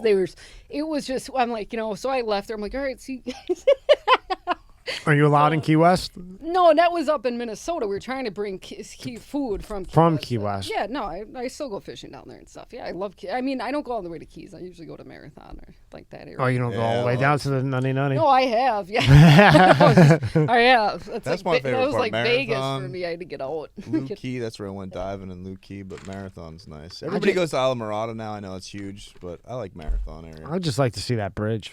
Yeah. That bridge is weird. I love that. It's yeah. just interesting. Yeah. When you look over it. What actually really happened with that? It just Gosh, I know Well, the story. the bridge on the Yeah, the one that's abandoned, like Yeah. that was what cracked that? no. Well, I mean, or fell That off. was what's the What was guy's the better name? word? What's the old I don't guy's know. name from years ago? Billionaire back then or millionaire back then. He created the railroad so he Flagler. could get No, Flagler, was it? Henry Yeah. Flagler. That's Henry Flagler's bridge Really? that brought goods and services back and forth. That's so cool. Don't correct me or exactly on the history, but it's Henry Flagler's bridge. That's what it is. Before we stop, we'll figure out exactly why that broke. Yeah. Yeah. So now you I get think it was into this old, wasn't it? I don't know. Yeah. I feel like there's a story I should know, and I'm kind of embarrassed. probably a I good probably heard story. it. I'll look Behind it up it. while you guys are talking. yeah. Every time we go by it fishing, they tell me. Pull up I a can't tattoo. know. Yeah, check it out. So now you get into all this, and this is a overpopulated, profession. Whether it's broker, appraiser, commercial real estate, whatever it may be. I mean, everybody and their mother's a real estate agent. Everybody and their mother's going to be a broker or a lender or whatever. What was it that gave you the confidence after doing some appraisals, with other companies, doing them on your own, doing it when you were young? What gave you the confidence to go basically on your own and go into this field? I always just loved it too, and I like residential. I didn't like. It was just kind of more emotional, like that type of. Are you saying like why did I come to Florida and decide to do this? Well, just in general, this professional is very I just always loved populated. it. I knew it's what I wanted. It was your love, so Yeah, it's not and work to you. It's no, and actually I lost a lot of money because of that. So I'm really good at finding properties, really good at chasing people down, getting a hold of people, and then thinking I like puzzles. That's just what I'm good at. And then I love people, and I especially like businesses and, watching people make money, like investments, things like that. So I would go out and find these properties and just tell the person when I first moved here. And they would go buy it without me. And I'm like, wait, what the hell? And my broker's like, Alana, get it in writing. Like, what are you doing? So this happened like 15 times because I'd get all excited. I'm like, oh, yep, here it is. I found it. And they just go get it. And he's like, what the hell did I tell you? You're just killing us. Yeah, so I'm still learning. But I'm like, at least I love what I'm doing. So it wasn't too devastating. But when you see you missed out on, an excess, I have like a little chart. And just for the real obvious ones. And it's like in excess of like 1.3 million that I've like noticeably knew I should have had commission on. So you got to be. So that was a big. What are you gonna do, right? Like me getting business was never really an issue because I was just always out there, and I work really closely with residential agents too, and I encourage people to get their license in Florida because you can, if you're working at a restaurant or bar, you get your license, especially for residential. I mean, I wouldn't encourage anybody to do commercial unless you know what the hell you're doing because you can screw somebody so bad. But you residential. If I was a bartender, I'd get my residential license. Somebody comes in, I need a house. We're looking with my wife. Oh, here, I'll help you. Here's my card. I do it all the time, and then make an extra 20 grand. That's a hell of an idea. Like, if you're a bartender, if I were you, I'd have my life. Yeah, remember that one movie for shits and giggles? Yeah. What was that? Step Brothers? Yeah, Step Brothers. Yeah. Yeah. Holy shit, that was a minute ago. That was funny. But that's smart though, right? I can see that working even now with all this bullshit that's about to hit. Yeah, if you're a bartender, man, what a better thing to do. I'm shocked some people, some professions They don't think have like a real that. estate license in Florida. People are so transient, and you can, it's not like I'm going to use my sister or brother or something. And I do a lot of referrals, I get a lot from residential agents actually, because they send it to me and then I'll send them houses. So that was kind of the agreement because I'm strictly commercial. I wouldn't even touch a house if it was my aunt or uncle's. I just don't want to do it. I can see that. I can help somebody. I'm really good with looking at a value and be it's going to be 340 right off the bat. And I don't like working with big companies because I think it kind of kills the negotiation aspect when you're working in a house. I never liked that feeling because I did work for one. I was in residential at the time, and they use these. Well, one, I hated how they found. I'm not going to say the company name, but they found they'd run an analysis or what is that called? I can't even think of it. Like it would generate it based off other sales, kind of like a Zillow. Like they were using that as their way to find the value. Like so they plug a bunch of shit into the software and put the address and it'll deliver a price out, and they're like, and that's what it is. My one time working with a big company, and I get asked, actually quite a bit from other people, and I'm like, no, it just wouldn't be a good idea. I want to negotiate harder, and I kind of want my own timetable, and I don't want to offend anybody in the office by not showing up for 4 days and working from home. It's just, I want to build a team. Don't get me wrong, and I will do that soon of my own, just whatever. But what I was going to say is, when I was working with a big company, it just, it felt like if somebody came in-house, it'd be uncomfortable. I got a client, can we make a deal? And I'd be like, no. Then I would be made fun of at the coffee station. Yeah. And I would. I'm not gonna do that. And you're a negotiator. And when you're dealing with those monster companies, they got lawyer on top of lawyer, they got board member on top of board. Yeah. It's all the political shit that you tried to get away from, I couldn't do it, yeah. I wouldn't want to do that either. No, but so, and another thing, they ran in this analysis, and I am pretty good. I get these gut feelings. It's not like a gift, but it is. I've been around it my whole life. It's kind of just an so intuition. You kind of evolved an instinct kind of thing. Yes, exactly. Just from doing it so much, right? Yeah, and when it's funny, my dad, I was 7, 10, whatever. And I'm like, Dad, how much is that house worth? He's like, a little more complicated than that. And that was the end of it. And, but I kind of learned slowly how to look at the market, but mostly location, what's around it. So I looked at this house that I was going to sell for a friend for one of the big companies I was with very shortly. And they're like, that's worth $250. And I'm like, no, it's not. It's $350. And it's, they don't need to do anything to it because I'm looking, it's next to a college. It's going to be an investor coming in to buy it. And they're like, make sure, they do the carpet, floor. And I'm like, no, whoever comes and buy this is going to flip it. And they're going to use that as investment. Because a massive company is going to come in and buy a property like that, right? Yeah, and they're just going to say, hey, we have the spot. You furnish it or whatever, right? Yeah, well, they're going to flip it and make it more convenient it was a nice house to be a rental. And that's just my first thought is, look, it's 2 blocks from the college. It's not going to be a single family buyer. It's right off a busy road. It's going to be somebody that's an investor. See, I would gut that. I would have gutted that and turned that into a beer store. Beer and wine right by a college. Dance club. It was it might have been zone commercial too. Who but knows we what that listed zone it, and I painted it just because it was fun to work with my client at the time. We just painted it, and I'm like, just leave it. We're done. Don't do anything else. Sure as hell, investor comes in and offers us $20,000 over cash, what I thought it was worth, which was 70 over what the company thought it was worth. Wow. And I didn't let her do shit to the house. I said, don't touch it. It was his 5th property in the area, and he wanted it actually for his daughter, so they were redoing the whole thing, and her friends. I'm like, it's just so obvious to me. Yeah, when they come, right? Yeah. You know when there's a certain property, for sure somebody's just going to pop in with cash, and they don't care how much they got to spend. They want it. and they're going to get it. And do you think that's the benefit that you're local? Like, I know sometimes people like to use these, maybe not for commercial so much, but like a Zillow or this or that. Like, use a local person who has the knowledge of the area and the businesses. Like, I just think it's like a no-brainer sometimes, right? So Zillow's bullshit. No, I wouldn't say that. I think they're getting way better, like for sure. But I mean, I think they're getting way better. I think even the Appraisal Institute tried to sue them because they're getting so good, and they lost. But I mean, there's a lot of drama there. I don't know what the deal was, but what was the one that was getting a lot of shit? Maybe 2 or 3 years ago. It was Zillow? Yeah, Zillow was getting sued because they're. I don't know what it was. I didn't really look that into. They'll always find something, right? Yeah, anybody can find anything these days for sure. But do you think though being local helps is an advantage for somebody? Absolutely. If you know a new development, if you know what the city's doing, like they just redid plans, or somebody's going to start a project soon. I mean, in commercial especially, absolutely. Like, I know they're going to build a new, place here. It'd be a great spot for a restaurant to go in. So keep an eye out for, I mean, that's 120% what it is. And another thing in this market is having somebody that knows like other brokers, because a lot of stuff isn't even going to get to the market. Like, we're kind of, it's not like a bad thing, but hey, I know you need a restaurant space before I list it next week. Do you want, give it to me now. Here, done.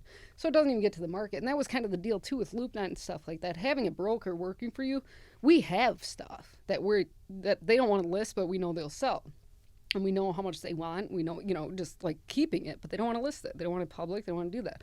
So you see the stuff that no one else can see that never gets to the market. I mean, I've been cold calling for 8 hours a day. I guess you figure it out eventually. Click. You have a list. Go to hell. Stop calling me. Take my number off your list. No, not until you lower it, right? How much? I'll call you next week. What time's good?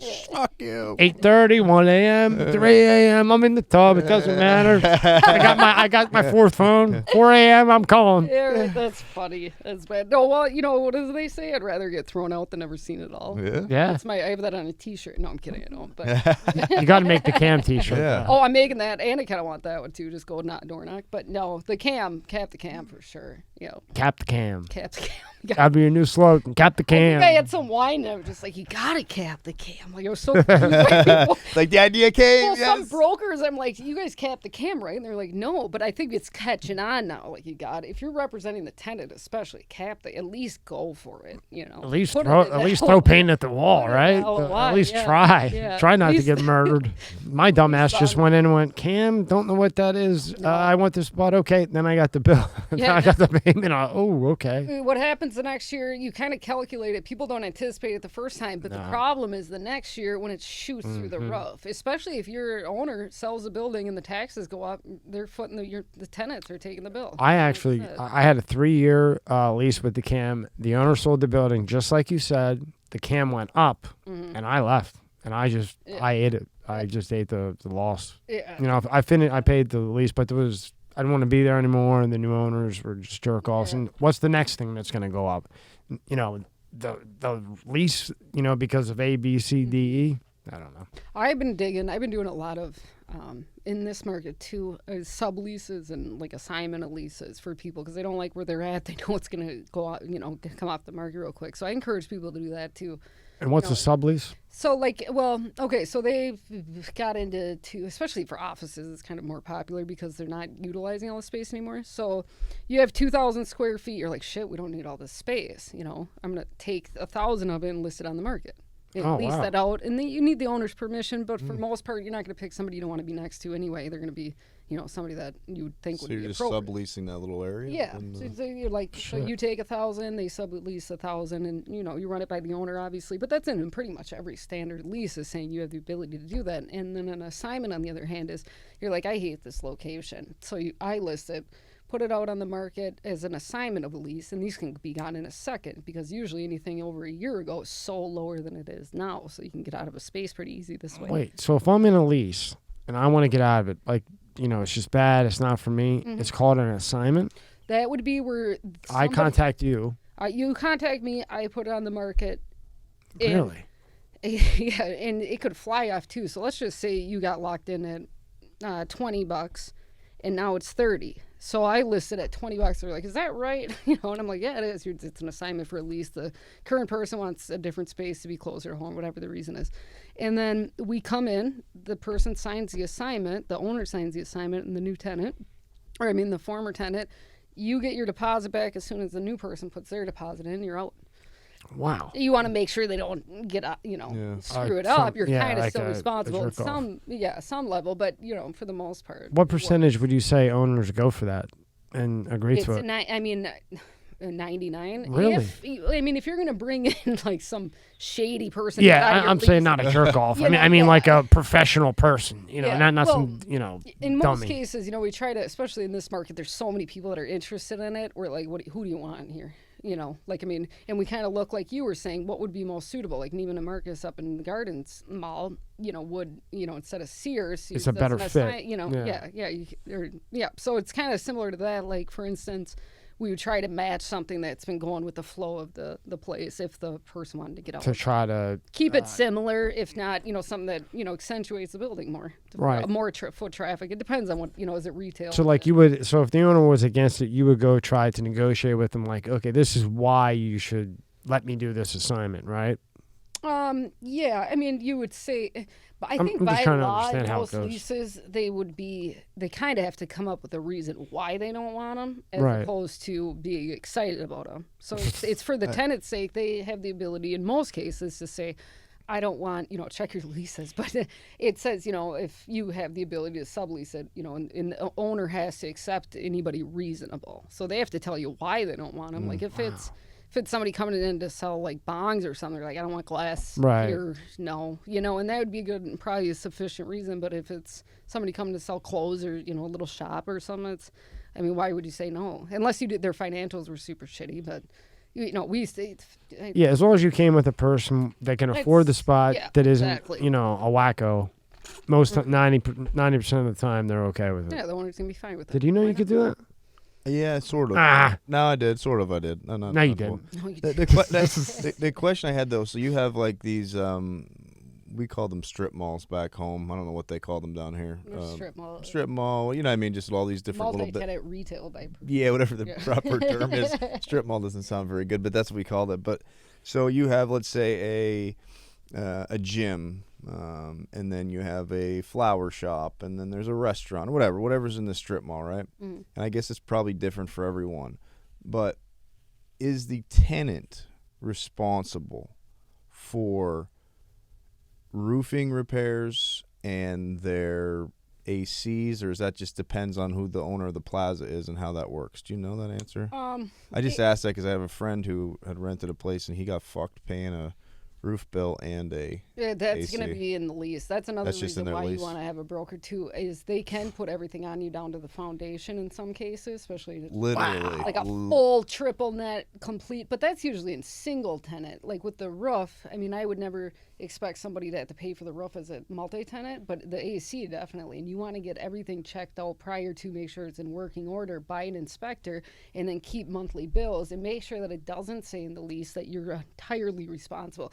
I always say, hey, if you're maintaining it and it's in working order when you first get it and you're keeping note and having somebody real come in to do it, there's no way you should be responsible to pay for, especially if it's like a 10-year-old one. I'm going to be like, hell no. I will pay max 20% for you to put a new one in because I'm not, I'm not footing the bill for something I haven't been using. But Boy, I wish I had a broker. Yeah. All the fucking places I had, I'd have. It's like a puzzle for me too, and this is all part of negotiation. I'll tell you off camera who I don't want to blast people, but I know somebody that is they're still renting. They make a good killing at it, so they're not complaining as much. But they had to fix the roof, and they also had to fix the AC. And I was like, I thought that would be part. I guess not. They didn't read their lease too well. Yeah, get the broker sitting right across from you, right? See, another thing too, people are so excited. When you start a business, it is, I've started maybe 30, but you're so excited. You're not thinking. Like you think this is the one. Yeah, exactly. I'm just going to stick to real estate. I get my high off watching other people do it. I'm good. But for who knows? I went through the whole thing. Like you. I thought, all right, this one I'm going to open 3 and then I'm going to franchise it. Yeah. Didn't work. For whatever reason, prices went up, or the market just whatever business it was of the 30. I probably had two. It just died out. Like I opened, this will Never make heard you that. laugh. Yeah. So when Clinton was getting hit with all the phone shit and the encryption, and she dumped all her stuff. Oh, yeah, You know what I mean? yep, With that, I opened up a privacy encryption pro store. So you'd come in and we would encrypt your laptop, your cell phone, your nice. iPad, all this shit. So I had this like guy that just sat like this in a chair all day long, you know, like supersonic computer dude with encryption. Mm-hmm. Then once the Hillary Clinton thing kind of faded, I started to see less and less and less. Boom, got right out of it. Oh, geez. So crushed it for a year and a half and then dumped it. That's crazy. So what made you stop doing it exactly? Well, like when they stopped talking so much about the Hillary emails and the dumping and the encryption thing and this and that and how she wiped it with the whatever the hell she used to wipe it with, you know, everybody was talking about it. So we're going to get our shit encrypted. And we were encrypting things you couldn't even encrypt. Oh, that's crazy. Well, he found a way to do it. Yes. I don't know. Nice. He said it was encrypted, so. No, you sound like serial entrepreneur. I think once if that's who you are, that's what you're doing. I don't even know I what get it bored is. quick. I get bored quick. I do. I was same with school. It was like I was real creative too. They didn't like me. Even granted, I gave a couple retirement speeches for a lot of them that I wouldn't expect. I did that too. I'm like, do you know who this is? I was like, holy shit. And I showed up, gave a great speech. Few people cried, but it was like not my thing. I wasn't even rebellious. I was so bored and so it was terrible. Boring is if something doesn't interest me, I'm terrible. If I'm interested, you know, I'm balls to the wall. But if it doesn't interest me, I'm dumber than a rock. Yeah. Like a hammer, like booking a flight. To me, it's just stupid. I can't. If I book a flight, I'll probably end up in, you know, if I'm trying to go to California. Mexico. Yeah, when I was going to the Laker games all the time, I never booked that flight because I'd mess it up. I'd end up picking the one with the layover in Chicago. Tommy's It's like, the why worst airport is ever. the cartel outside my airplane? Yeah, right. What's going on here? That's some shit that would happen to me. I'm terrible. That's so funny. But you can encrypt a freaking computer, though. You know. Yeah, well, by nature, I'm a coder, which Oh, is funny yeah. because so I can't book an airplane flight correctly, and I'm not kidding. But I can sit there and read 3,000, 4,000 or 5,000 lines of code and override it that's and fucked target up. and all kinds of That's crazy good. shit. Yeah. But that interests me. Like medical interests me, space interests me. But like swinging a hammer, I hire somebody. I don't want to hammer anything. You know? No, yeah, same thing. I would skip school and go watch the History Channel. I mean, that's weird. I like the History Channel. I love it. You're going to learn more with the History Channel than you learn in school. Or hanging out at the Capitol when you're little. Holy shit! Was that eye-opening for me? Yeah, like and I get asked to do campaigns quite often or get involved and do stuff, and I'm just like, my dad's my favorite candidate. I could find something wrong with anybody. I obviously align more right, way far right. Like, let's say he's fair conservative, not like super duper. Like, I used to sit there and drink with the Democrats, in the House. I would lie about my last name. So I wanted to hang out, but I just turned 21. The lobbies were there. We'd have a great time. All you got to do is dye your hair. Yeah, well, I do. You're I a have dark chameleon. hair. So if you ever fuck up, just go. They'll never know who you are. Because I was looking. I was like, is this the same girl? Shit, right? Rob, I asked before you came out. I go, recently. if she fucks up, all she's got to do is dye her hair. She's good to go. You'll never know. It was dark at the time. Actually, it was funny. They went up to my dad. They're like, "We want to steal that girl with the dark hair that works with you guys." He's like, "Who?"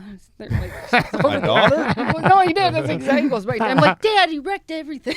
He's like, I'm getting you all the secrets. Your dad sounds like. I'm a quiet. Like, if I hang out with somebody, I have a rule, like very strict since I was little. If somebody's not in the room, I won't talk about them, and that's my rule. It's not, nobody knows who I talk. But I was good with that, even with them, and we had a blast. But and Republicans were kind of stuffy back then. Remember that? It wasn't fun. Yeah, back then my family was all Democrat. They were all really. Yeah, back when I was growing up, and then my grandfather wasn't though, and my grandfather, his dad. Sounds exactly like your dad. Right to the point. Yeah. No fucking around. If you want $5, you want McDonald's, you better work for it. Do something. Nice. Or you're going to get an ass beat. You get in a fight, I'm going to the other kid's house. If the other kid looks worse than you, I'm beating your ass when you get home too.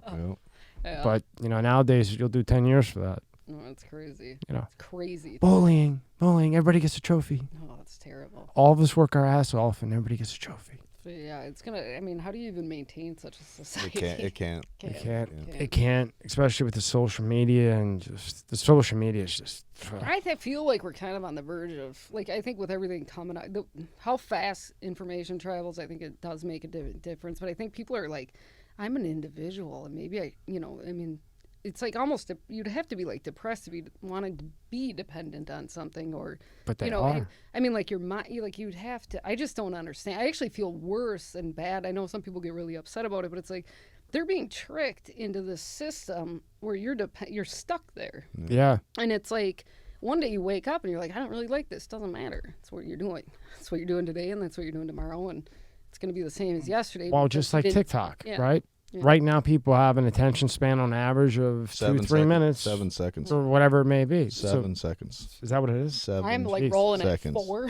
7. I think they said a goldfish has a quicker, longer attention span than a It's human. all because of that damn phone. I hate that phone. Other than business, Yeah. I'm on and jump off. You know what I post and I run. You know what I always think about? Okay, so I'm not that old, but not that you're old. You're not older than me, but so remember when you were a kid, right? And you wanted to stay over your friend's house, right? Mm-hmm. So you're at school with your friend, and he's saying, "Hey, Tommy, do you want to stay over at my house tonight?" You're like, "Sure. Let me ask my mom." Yeah. But you had to wait till you got home to ask your mom because there's no way to get in touch with your mom. Yeah. Or you left the meeting. We left the meeting right now, and you have to tell me something. Oh, Rob, where's that paper that you put the time codes down on? You'd have to wait for me to physically get home and my phone at my house ring for me to pick up and call you back. Some days I'm like, man, I wish you could just go back to that time. I remember my friend Like, Franco. slow it down a little bit. Franco's parents had the first car phone, and we thought we were the coolest people in the world. Huge fucking phone. Yeah. Suitcase? Yeah, Cadillac. It was huge, and we're like, wow, there's a phone in the car. We're going to That's the worst thing that ever happened. Yeah, we're like, Sal, can you call somebody? And he's calling whoever. God knows what he's doing. You know, it was so cool. Crazy. And now Everything's we like this. destroyed ourselves. Yeah, and I was like, hang on, let me check. yeah. See? I love it, though. I mean, I think, but I've offended a lot of people, especially being in real estate. I'm on it all the time. I mean, I don't have it on. This is my office, and it's 24/7. If you're not there for somebody, like one of these businesses, they could do this job without you, easy. So you're more of an asset than like. Yeah, I get it from business. If you're strong-minded and you can handle it, fine. But the generation like before coming up now. It's not for business. Yeah. Oh, it's horrible. It's horrible. They're not doing business at all. They're just watching stupid shit, drama stuff, chaos. And if they have a boyfriend or husband, they watch that. ID channel. Do you watch ID channel? Don't tell me you don't. I don't think so. No. TLC. I don't even really. I don't stick to watch history. TV. I play Dr. Mario on my TV. Good. I love Dr. Mario. That's how Glad I. to hear it. Glad to hear it. Otherwise, I'm in the tub. But no, I don't watch TV. I watched one show, well, a couple that I got into, but no, not a TV person. Did you see the new Top Gun? Oh God, that was amazing. That was killer. I finally saw it I last didn't week. see it. You didn't? What? I didn't see Oh, it. it's so good. I went with my dad, and then I went with my oldest brother. Like the next, I'm like, Paul, you haven't seen this yet? We're gonna go. Like I thought it was great, and this movie theater had real butter popcorn. It was incredible. Oh wow. Just a treat. The one in Boca is really good. Is it? Yeah, they got a movie theater there. They serve you dinner and everything. Did you watch yeah, an IMAX or regular? Regular, because it came out on Showtime like a week after the theater. How do they I do didn't have that? How do time. the theaters stay open if they're doing that? I don't get it. I don't understand how it works. I don't get it. that's out of my hands. Yeah. I don't know how that works. I don't know. Be like, Cartel? I can't wait till tomorrow. All the people coming through the border, I don't know. Maybe they want to see a movie in the U.S. Leaving it open for free. Yeah. Hey.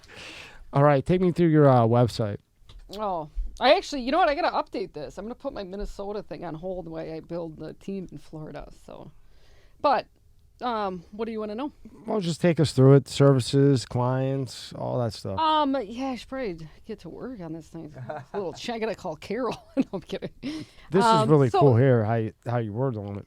Yeah, so I mean, it's pretty straightforward. It just says I like what I do, and I was experienced through, by doing appraising, I could be dropped anywhere and kind of find a decent market analysis, within, like, I do it old school though. Like, I'll use a chart and then, like, look into what's being built, what would be different about it, see if the zoning I mean, it's a little bit different than a lot of, what your typical broker, like sales. So now, are these all places that you dealt with? No, so this is, some of them are whatever they're called. But I took those pictures in Minneapolis. I didn't take That's a great that picture. one. Yeah.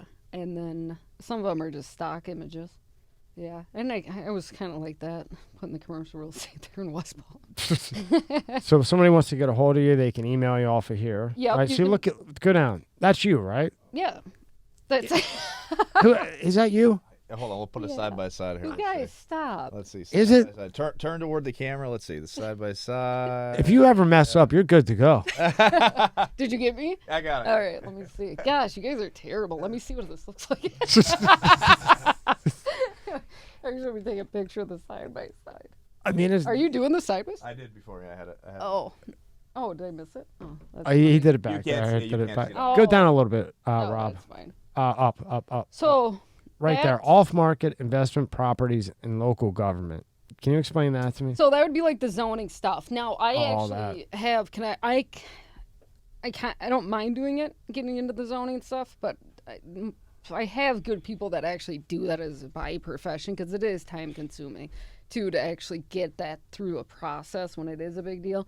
If their zoning's wrong and I think there's a problem with it, I might get you unelected. No, I'm kidding. No, but I mean, if they notably, like what happened with that situation, if they wouldn't have fixed it knowing how off it was and just collecting money from people, I might get, more political. But I think as far as that, I have people that will actually go out and work on the zoning to get it through. Like, whether you're going to take a current retail spot that's, a mall that's out of business, you want to do it, multifamily now, like people that will actually take you through the entire process, make sure it's done and at a, in a timely manner. Like I won't do anything like that, but I know, we have people that do that kind of. And what were you doing? Going back and forth from Florida to Minnesota, to Minnesota? And I don't really do that because my immediate family finally moved down here, which is nice. I'm real close to them. Yeah, so it's been about 3 months up in Minnesota, so I got my license up there, but now I strictly do like referrals up there too. So I treat it like I do residential here. I just send people Refer business. to good people. Hey, if you have somebody coming to Florida for commercial, send it. Actually, even residential, so I can send it to one of my residential agents. But yeah, all referrals up there. Now, when we were talking about the system, when you went back to Minnesota and we're working on their, like, I'll just call it a portal. When you're in their portal in Minnesota versus here's like, you're at Hershey Park or whatever park, you're at Disneyland here, right? Yeah. Then you go to Minnesota and you're back in 1952. It's crazy. Well, that's what I was telling people too, is we're seeing trends here way before that. And I don't. It's like That's pretty cool though, because then you could predict what eventually will come there, right? Yeah. And I've given a few. I just haven't had time to be up there, but I mean there is an opportunity when I slow down a little bit here once I get a team going and things like that, is to go up there and be like, hey, I got an idea. When you see it happen here, right? I know it works. It's my idea, right? I just put them in certain locations and stuff. I think that'd be fun. Fuck that! I'd say it's my idea. It's my idea. I'm patenting it. Yeah, Jim, I've been doing that for years. So if somebody needs you as a broker, what else could we hire you for here in Florida? I don't do politics much anymore. I like meeting and talking with people, maybe kind of consulting, but that's very rare. And I do keep that quiet, for the most part. Like I encourage good people to run for office. If they're trying to get away from it, I want them even more to run. They're usually probably the better ones. So I like that. But that's commercial real estate's great for me. That's it. So if you're into commercial real estate in Florida, go to your website, yes, contact go to the website, get my number there, 561, or shoot me an email, absolutely, and then just tell me what you're looking for, what you need to do if it's a business. I do investments. If you are doing 1031, it would be a pain in the ass right now. I'm just going to throw it out there, but we can do that. Find properties based on type if you're looking for a lease or if you want to purchase. I'm having a lot of people come to me to lease, and they're like, shit, we're buying. This is nuts. Even with interest rates up, it's like the rental rates are through the roof. So if you can find some for sale, we'll get it for you, but that's even difficult too. It's a fun market. I think a little stressful at times when people are at a timetable, especially before season's coming around, but now's the time. If you want something to be going in the season, you got to do it now.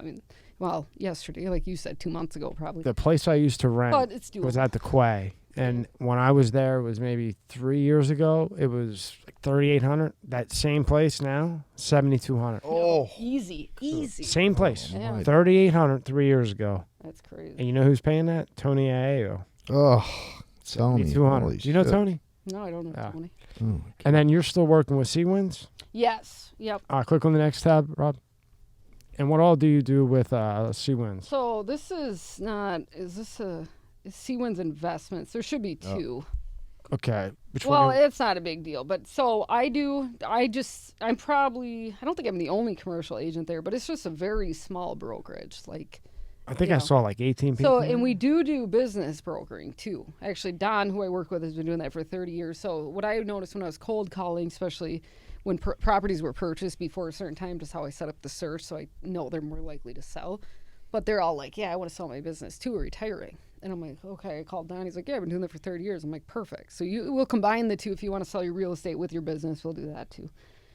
And then you do land, right? Like land, like land. Land purchase? sales. Yeah. Yep, and ground. How does that lease- work? That's ground interesting. leases, too. Yeah. Well, it's like I have some land for sale right now that's in Boynton Beach, and they're just two houses. But it would be great for a hotel. It's right on, you just get water views, and it can be built up to 10 stories if it's mixed use, which means there'd be retail on the bottom, houses up top, or residential up top. So, like, it's two houses right now.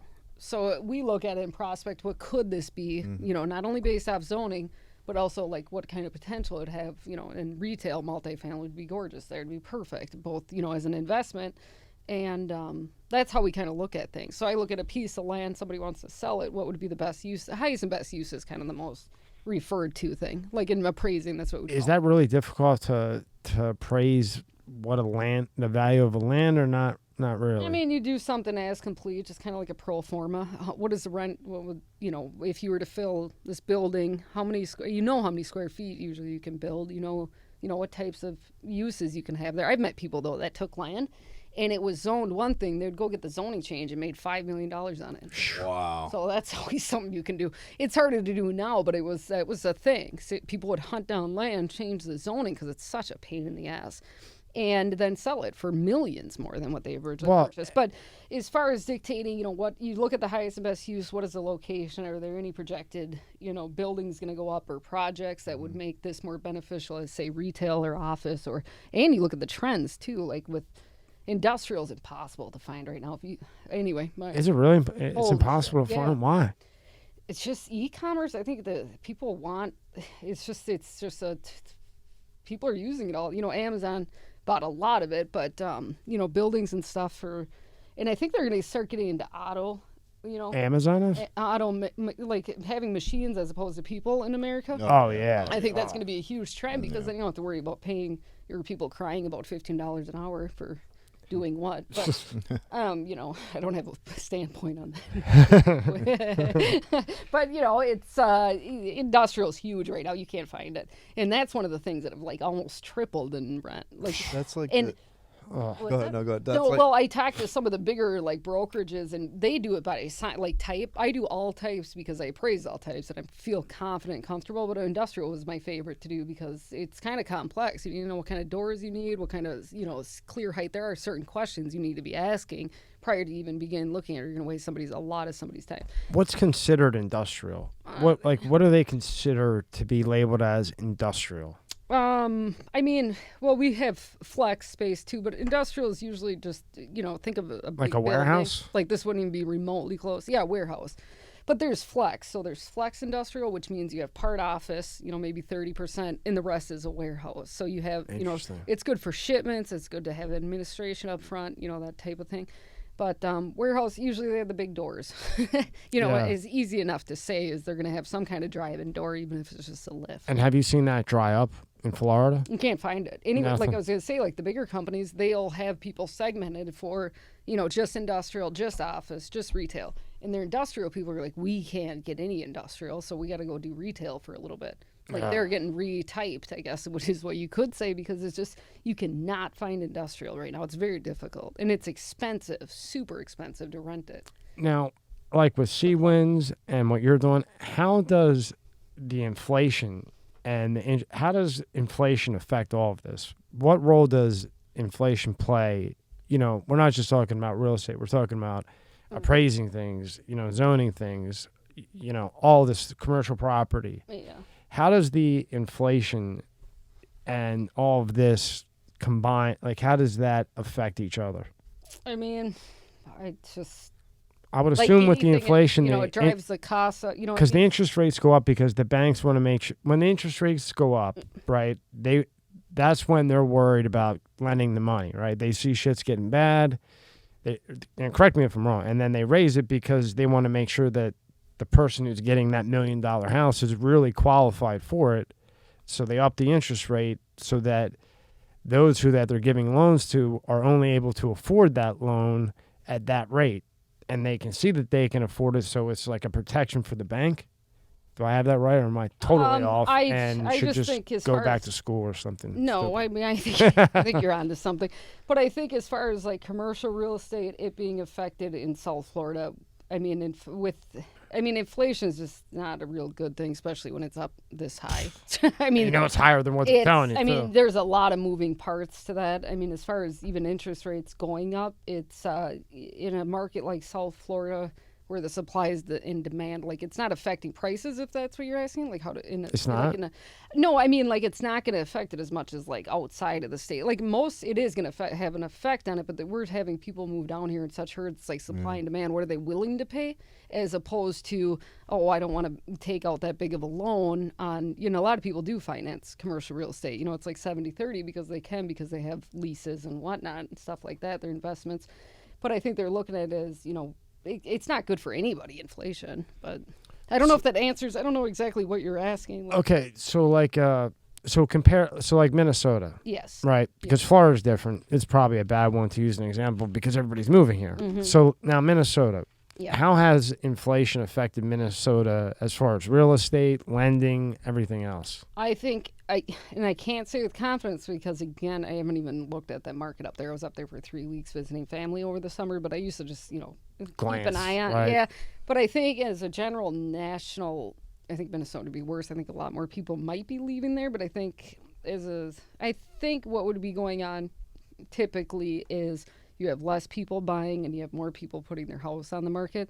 But they did say about houses, too, is a lot of people have equity in their homes because after the crash, the new people that bought them got them at a good rate, and then they've been paying successfully up until now. So they have a lot of equity in their homes. So, I mean, I don't know if that answers your question. Yeah, I mean, I think it did affect the market absolutely from people buying more. Yeah, because especially with interest rates going up. And what's the interest? What's it at now? 5. Oh, it went down a little bit. It was at 6. Maybe 6, maybe 5 or 6. I thought it went up a little bit. What's it usually at? What was that? What? Well, the last 2 years was like what? 3, 2.7, 3. Too low. Yeah, low. Jeez. Yeah, it's crazy. That was good. Go over to the next tab. Not that one. The next one. That one there. Okay, 5 commercial real estate auction myths. If a property is up for auction, there's something wrong with it. Would you agree with that? No, false. False. Nice. You can't look around before bidding. It's bullshit, right? Yeah. You'll get swindled with hitting costs. Well, we know that's true. Well, we just had that cam. Yeah, your boy just got rocked. Go to the next one. That's it? Yeah, go to the next tab. Oh, sorry. I just put it off. The 10 most common real estate myths debunked. Now, you tell me if you agree. Right. Rob, read them off. Myth number 1. Selling your home FSBO, for sale by owner, will save you money. I'm going to say false. Oh, I'm going to say false. Yes. Yeah, if you have a good agent. If you have a good agent, right? That's the key. Otherwise, you could lose a lot of bucks. Yeah, that could be. Yeah, we can debate these. Myth number 2: buyers get a better deal if they don't use an agent. Again, probably not true. Like that house, if those people would have thought it was worth $100 less, didn't know that they were a good investment property, you're screwed. You know what, though? Everyone, I would say 8 out of 10 people think that, though, right? They do. Well, they think they get the most. Because you don't got to pay the agent. I don't got to pay them, but then when they don't use it and then they fuck everything up, they're like, damn, I should just taking that 2% that's going to the agent or 3% and just giving it to them because you've lost it anyway. But, on the outside looking in, you're thinking, well, I don't got to give, whatever percent to... Well, I always say, too, with residential, I'm guilty. I'm like, no, sell your house, list it, get an attorney, pay him $500, or a flat fee to have it listed on MLS, $500. My agent. But I guess if you sort of have some background in it, if somebody's just like has no clue, I would probably say, right? No, I wouldn't. Yeah. I wouldn't. Yeah. Most of these people had done real estate, right? But it's in today's, I suppose, that'd be difficult to do if you didn't know what the hell you're doing. But you made a good point, though. You said get an attorney.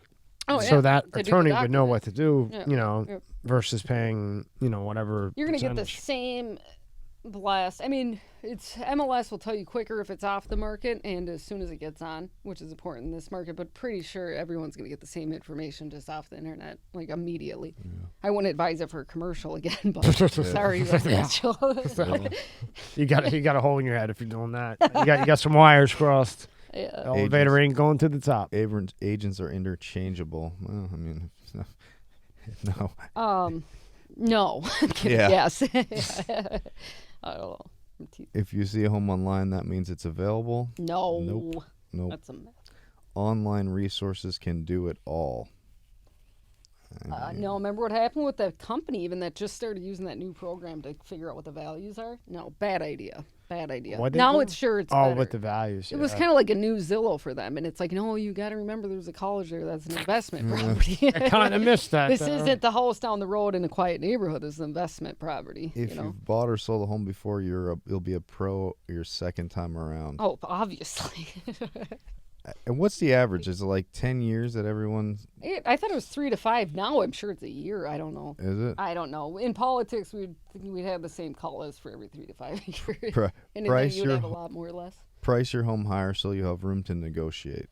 I think that I say put it higher, right? Okay, so price your home higher so you have room to negotiate. No, so that's hit or miss. So you can miss people out of your price range, and then they don't like your house because it's not as comparable as other ones. And I really don't like, and it works in a lot of cases, especially when the market was as tight as it was right before they increased interest rates in all states.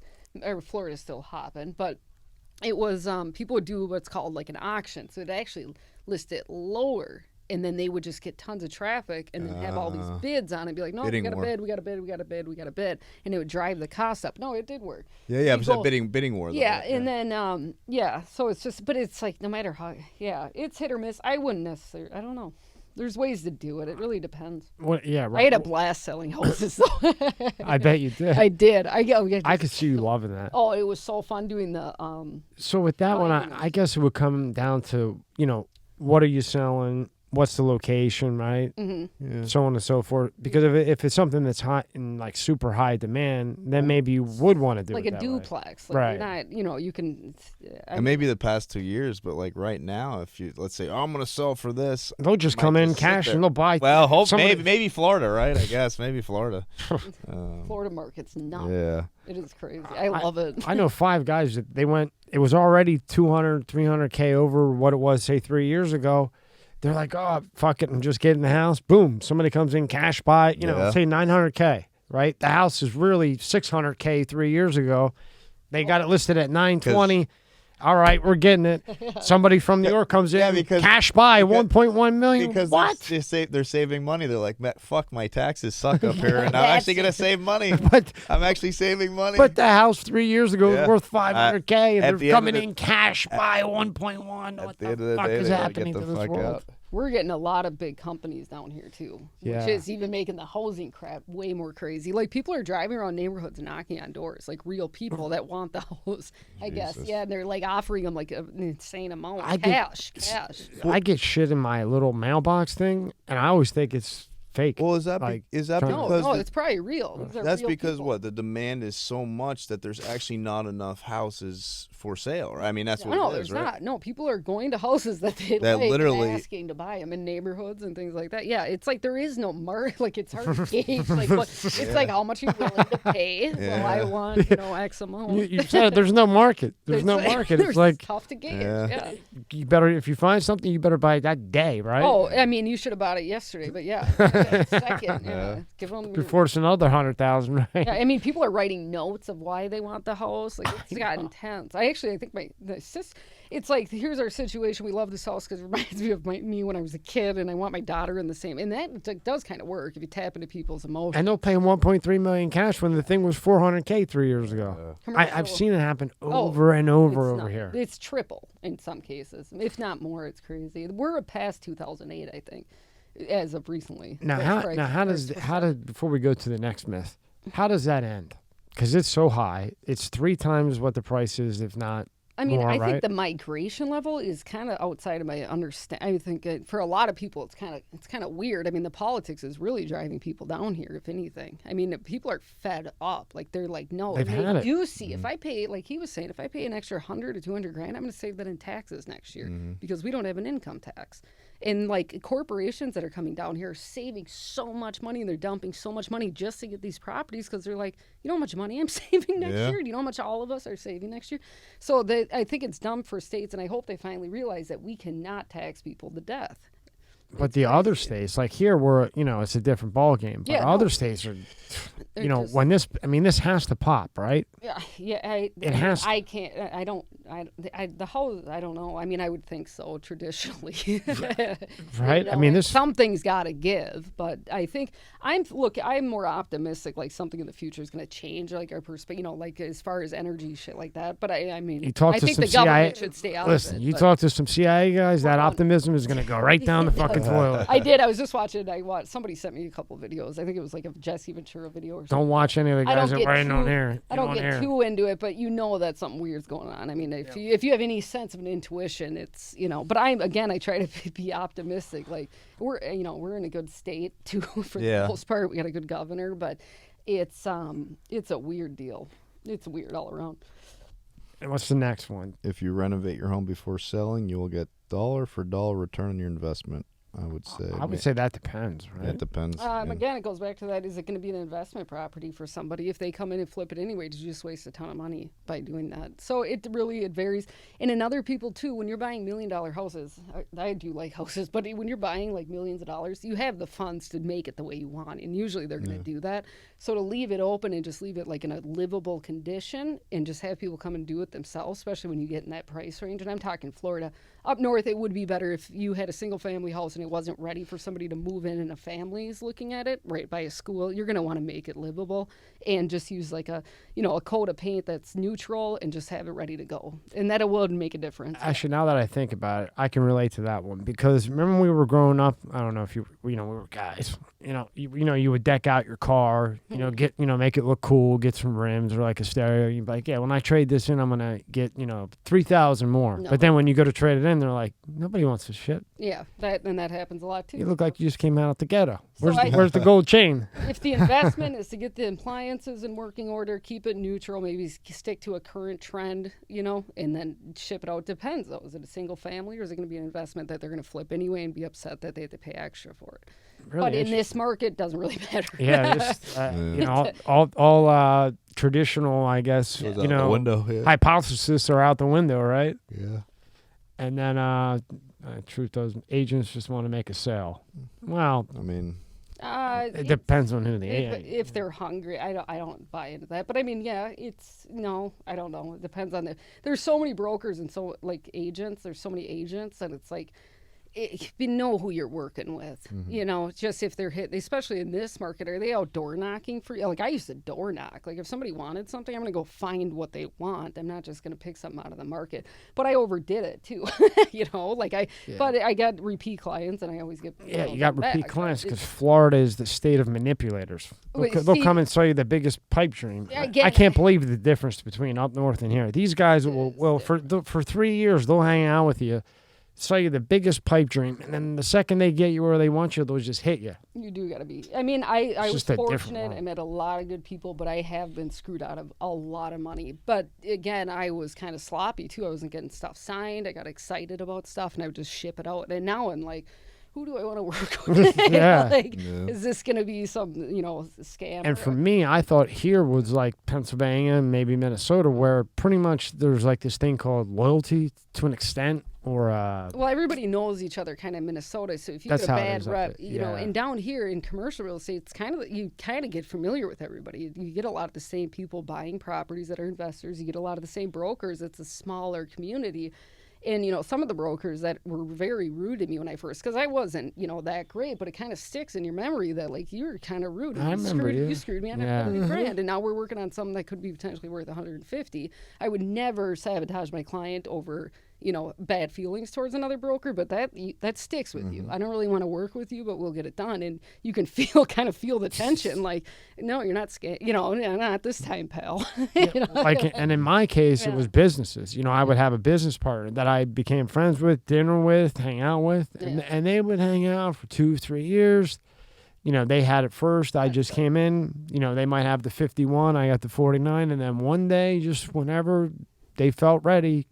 Yeah, business partners, it's a tough deal. I've had a few, and I don't think I'll do that again. Because up north, you could give your word. Like, okay, we're going to do business. Okay, we don't need all this paperwork bullshit. There's Let's some just bad make it apples work. everywhere. Yeah, I see not like people, here. when I first moved to Florida, they're like, it's got to be crazy with people. And I'm like, I have met some pretty shady people up there, but it's almost like they're more strategic in places. Strategic, yeah. That's the like better they are, word. They're experts. They're expert, strategic. And once you think Whatever. you'll learn it, it's like somebody more Yeah. comes in, you're like, dang it. Like I have a pretty solid intuition, otherwise I don't think I would have made it down here. But it's which has fared me well. But at the same time, I always think good of people. Like there's no way they would do that, even though the thought occurred to me, and sure as hell they did do that. The thing is, and with this business shit, I saw so much in Philly, and I just wanted to think better. You want to be optimistic. Like, no, he's a good guy. Blah blah blah blah blah. Yeah, that works out And well. the excitement's always an issue. Yeah, because you're down here. Okay, this is work. Florida, it's hot. I don't have to shovel this year. I don't have to pay somebody to shovel. Right? Love what I do, and then I'm getting yelled at. Gloves? Why What did are- you do that? What the fuck are gloves? Out the window. Knit hat. Burn them. Throw them in the fire pit. I did like winter. I just didn't like the negative degree for months on end. that's. I mean, it just gets old. You can't be in the. I couldn't be in the house that long. And it's cloud. I don't know how it is in Oh Minnesota, no, but it's cloudy. so gross. That gets me every time. It's like depressing. I'm like I like fall. I love the smell of fall, the And the look leaves, of it. right? But I'm like, I gotta get out of here right now. I'm getting like weird. Cloudy Yeah. all the fucking time. There's no. Ugh. Remember that, Rob? Ugh. People don't notice up there. I'll mention it, and they just think I'm like, Well, they don't leave. wrecking That's the like a- cloudy day. But I'm like, you guys, I don't know. It's like every time I see my buddies or see the post online, it'll be like, the winter. So let's say winter starts in November, which sometimes it's October. It starts getting cold. But let's say November. November to say February, March. Usually by April it starts to get warm. So you're talking November to April.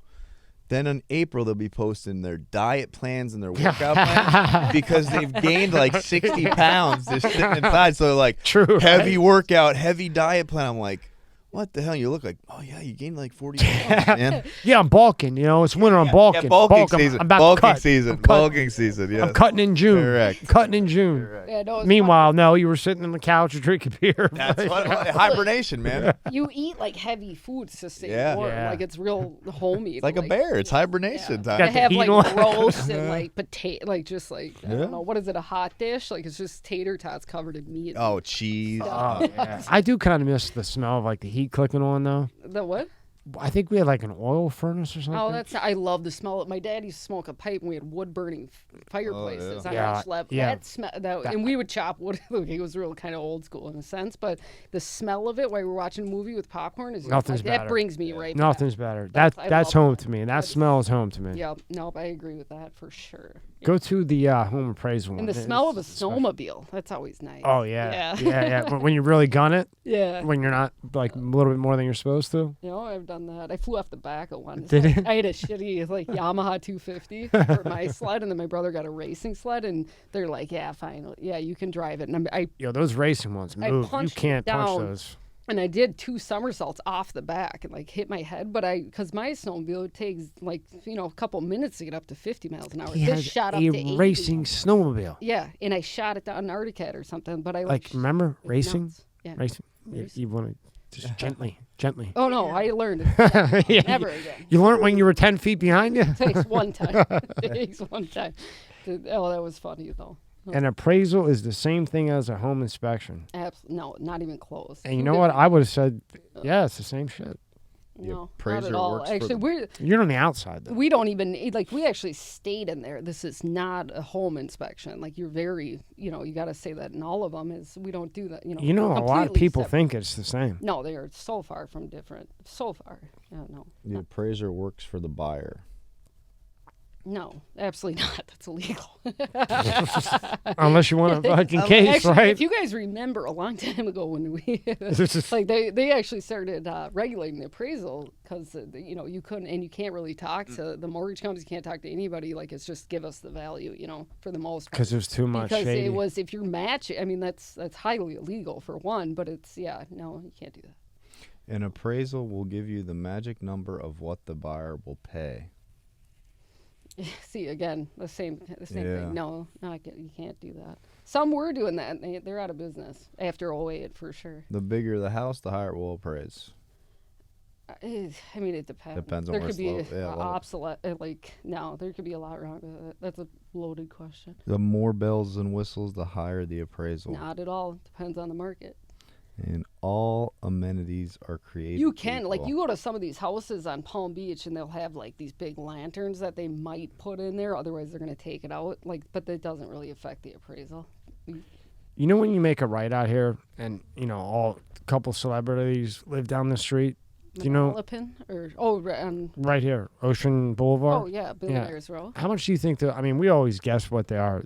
If you keep going down that way, there's not one house there, right? That's less than, 200 million? Oh, the big one? Oh, Yeah. no. And what's funny about that, again, it goes Nobody's back to ever how there. much money you have. They'll buy it and tear it down and build exactly what they want. So I never see anybody in them. Yeah, well, they come for a season. The season is when they show up. They might be here year-round now. Like Yeah. Trump. What do you think that lawn care is? That lawn care's got to be $20,000 a month. Those are so pretty. That's beautiful. That's my favorite road. I used to live on the north end. I would drive by and I'm just like, listening to good songs, the best. Yeah. I just see those land guys out there and nobody going there. I'm just thinking, dude, what are you doing there? You can afford 20 grand in land? I mean, it's got to be 20. It has to be, right? Well, think of their taxes too. And then the taxes. It's like 600. I mean, more than that. It's not. What would the property tax be? Say here in Palm Beach Island on say a $400 million house. I would have to look it up. I mean, Just it would guess. be in excess of $500,000, I would guess. plus the lawn care that Palm Beach Island if says. you can afford Well, a they $400 have million staff house. and chefs and well, it's I know. I'm sure you've read it, but the guidelines for the lawn care. Oh my gosh! for Palm, yeah, it's so pretty though. It is. I mean, it is beautiful, right? Yeah. Thanks for spending the $500,000. Yeah. Thanks for spending the $500,000. Now, as being a woman and doing all this, do you think it works to your advantage, disadvantage? I think I hear to my advantage because I know what I'm doing. And I'm not I'm not real hard to look at, So Yeah, it's, you're not like a beast. And I think they think like more honesty, I've heard it probably is to my advantage, especially because I'm one of few that does commercial real estate. As of now, more women have gotten into it, but the majority of them are, 40, 50 plus. A lot of the brokers themselves are 40, 50 plus, and, I'm my age. And you know your shit. And I mean, you know your stuff. Doing appraising, really that's me doing an appraisal. That's what I used to do. That's insane. It was a lot. It reminds me of I had hired a retired structural engineer when I had an engineering firm. He was part of building Miami University. Oh, cool. So when I got in the engineering firm, I hired everybody off Craigslist. All kinds of guys that were retired, and I figured they have to want to get away from their wife. They have to. They've worked, 40 years, 10 hours a day. Now they're stuck in that house with that wife bitching about everything all day long. I'm serious. Half of my engineers were all off Craigslist, 50 plus. Well, see, when I put a team together, I do definitely want a few people that are kind of retired and just want to keep working. But they would do it like that. I'd be like, do you want AutoCAD? I got AutoCAD here. No. They did it old school. They did it old school. And the one and the only guy, and I bring him up, Jorge, who did my structural engineer, when we did the breakers, the Italian restaurant, the column was falling over into the pool section, pretty much. I always say this, the owner will not answer the phone until after 5. He has 20 TVs in his house. The place could be on fire. The breakers could be on fire. And until that bell rings on Bloomberg, you can't get a hold of him. They could hit him with the thing to knock the door down. Yeah. He probably has a barrier there till 5 o'clock. You can't get a hold of him. So we have a crane there, right? By the hour. He's paying for it, but by the hour. And we're calling and we're trying to get a hold of him. Hey, get everybody away from the pool. And, where the sauna is, or not the sauna, where they give you back massages and all that shit. Spa. Yeah, so we couldn't do anything until the bell rang at 5. So now we're there till like midnight doing this with a crane and fucking lights brought in. It was just nuts. But he would do it just like that, and he fixed it. Well, see, that was what I liked about working for JC or John Chow, is he was very, we couldn't use electronic measures when we were building. We had to use the old school one, and very specific. And it does make a difference. You should throw that crap off 2 inches. You're doing a big building and in a room, and you're multiplying it, and you can't go off the assessor's numbers. That'd be psychotic. And, they make changes to the building. He was very specific. So I walk into a building and I'm like this, like just looking for everything. And I'm like, are you sure this is, agent verify? I was very fortunate to be able to work with him for a while. He's a very good appraiser. Everything that guy did, he did it like that. And it was perfect. When the other guys wanted to use the software, nothing like that. I am not a big fan. I get it. They're getting better at it. But I think you got to physically go and do things. Yeah, because he would just sit. It would take him longer, but he'd have his little octagon thing and all kinds and drawn. And the guy was just a monster. I'm like, are you sure? Are you sure? We got AutoCAD here. No, I don't want that. It don't work. It don't work. My dad's 82. He still goes out surveying, and does he? Yeah, he still goes. He goes. If I retire, I'll die. So it's just to keep him just busy, basically. Probably true. But he goes out. He told me the story. He went out with one of the younger guys. And, everything now with surveying, it's all electronic too, digital, all this type of stuff with the machine. I could vaguely remember what he's talking about. There was like an old surveying machine that you'd set it down, right? And it had it looked like a steel, like triangle. I don't know how this shit works. I'm just speaking what I saw. And you have your point over here and you measure this and do this. So he writes everything down with a piece of paper and a pencil. Right? No calculator. Writes all the stuff down. Same shit with and this uses guy. This old machine, right? And they're always making fun of him stuff. Well, they went out, this was maybe about 6 months ago. And guess what? The machine that the guy was using wouldn't work. It wouldn't work. So guess what he did? He goes, oh, the machine doesn't work. Oh, okay. Yeah, I have it right here. And the kid just looked at him and goes, yeah, I love that. Yeah? Me too. Not a bad deal. I loved it. At first I was like, Jorge, we got to get this done. Because, it would take longer to do it like that. No. Yeah. Jorge, I got the best one for you. I can get it. No. And he would want to be left alone. Yeah. Not bothered, and he'd have 17 different, triangle things and some That's shit. So funny. When I did appraisals, I'd play like John Coltrane and just lock myself in there, and I'm like reading everything. Like I had a very good teacher, I guess, mentor for that area. And then I looked at him one day. We're both like, I can't do this anymore. I'm gonna snap. Like I need people, and I need to get out of the office. You're gonna lose your mind, now. right? Yeah. And he's like, you would be indispensable at any commercial brokerage you go to. Like any company, anywhere you go. Good for you. You would be indispensable because of what you've learned the last year and a half. I'm like, okay, because I felt I was kind of sad. I couldn't. It just and wasn't then you. I got out of it, and I'm like, oh, that was so beneficial and so grateful that I did go through that. And I'm so glad I'm out of there. But it was good, yeah. And then you're doing a little bit of coaching? No, not yet. Well, we're going to start education videos, and I kind of want to do it both for, we just discussed, if a business person Googles, I want to do a lease, and it's like, whoa, just be aware if these things are going to broker, whatever. Not just to get more business, but to make people aware, because I think it's unfortunate when you sign on to a lease and you do get caught off with unexpected expenses, or you're stuck fixing the roof, and you don't know that you signed up to repair an AC that's 10 years old, 2 years into your lease. So I think it's good to be aware of those kind of things, and just capping the cam, just a bunch of different things I want to cover. Yeah. Just the things I learned from you just sitting here. I didn't know you could cap the cam. I didn't know you could negotiate all kinds of other things. I didn't know what half of this shit meant, because there's so many different labels in this real estate thing, or whatever you want. I don't even know what you want to call it. Market. Mm-hmm. There's it is. 10 million different things. Yeah, that's what I love about it too. It's just one big puzzle. One big puzzle. Well, for the guy on the outside that doesn't know anything, it's like, what? Yeah, no. What is this one? What is that one? What is this one? You don't want to learn the hard way, because that's a lot of money, and it could sabotage. Come COVID or something like that, and you're stuck with more. Taxes didn't go down during COVID; they're still going up, and you get hit with unexpected expenses. It's not good. Now, do robots concern you at all, as far as getting in your way? Oh, no, no. I got I can do other things. But I think person to person's, I'm not worried about them, if that's what you're asking. I find the whole thing intriguing, like AI. But I think they're, are they far out from making it like a human with emotions, I think so. Like, it would be tough to do, but I do think a lot of people would feel threatened by the idea of like more like automated things. I think residential, again, I tell some people, if you're capable of doing it, list it for 2% to offer the other side, and don't get a broker on your side if you're even slightly familiar with it. But even then, it's, you want to be very cautious. That's a huge amount of money. It's some of people's only and biggest purchases of their life. So why not use assistance to do it? But and then commercial real estate, I think it's good. Like, I know a lot of the stuff that's coming out of the market way before it comes on the market, and a lot of it won't make it on the market. A lot of the best deals are done off market. They never even knew there was a transaction. I mean, there's a transaction, but you don't know that it was available at any point in time.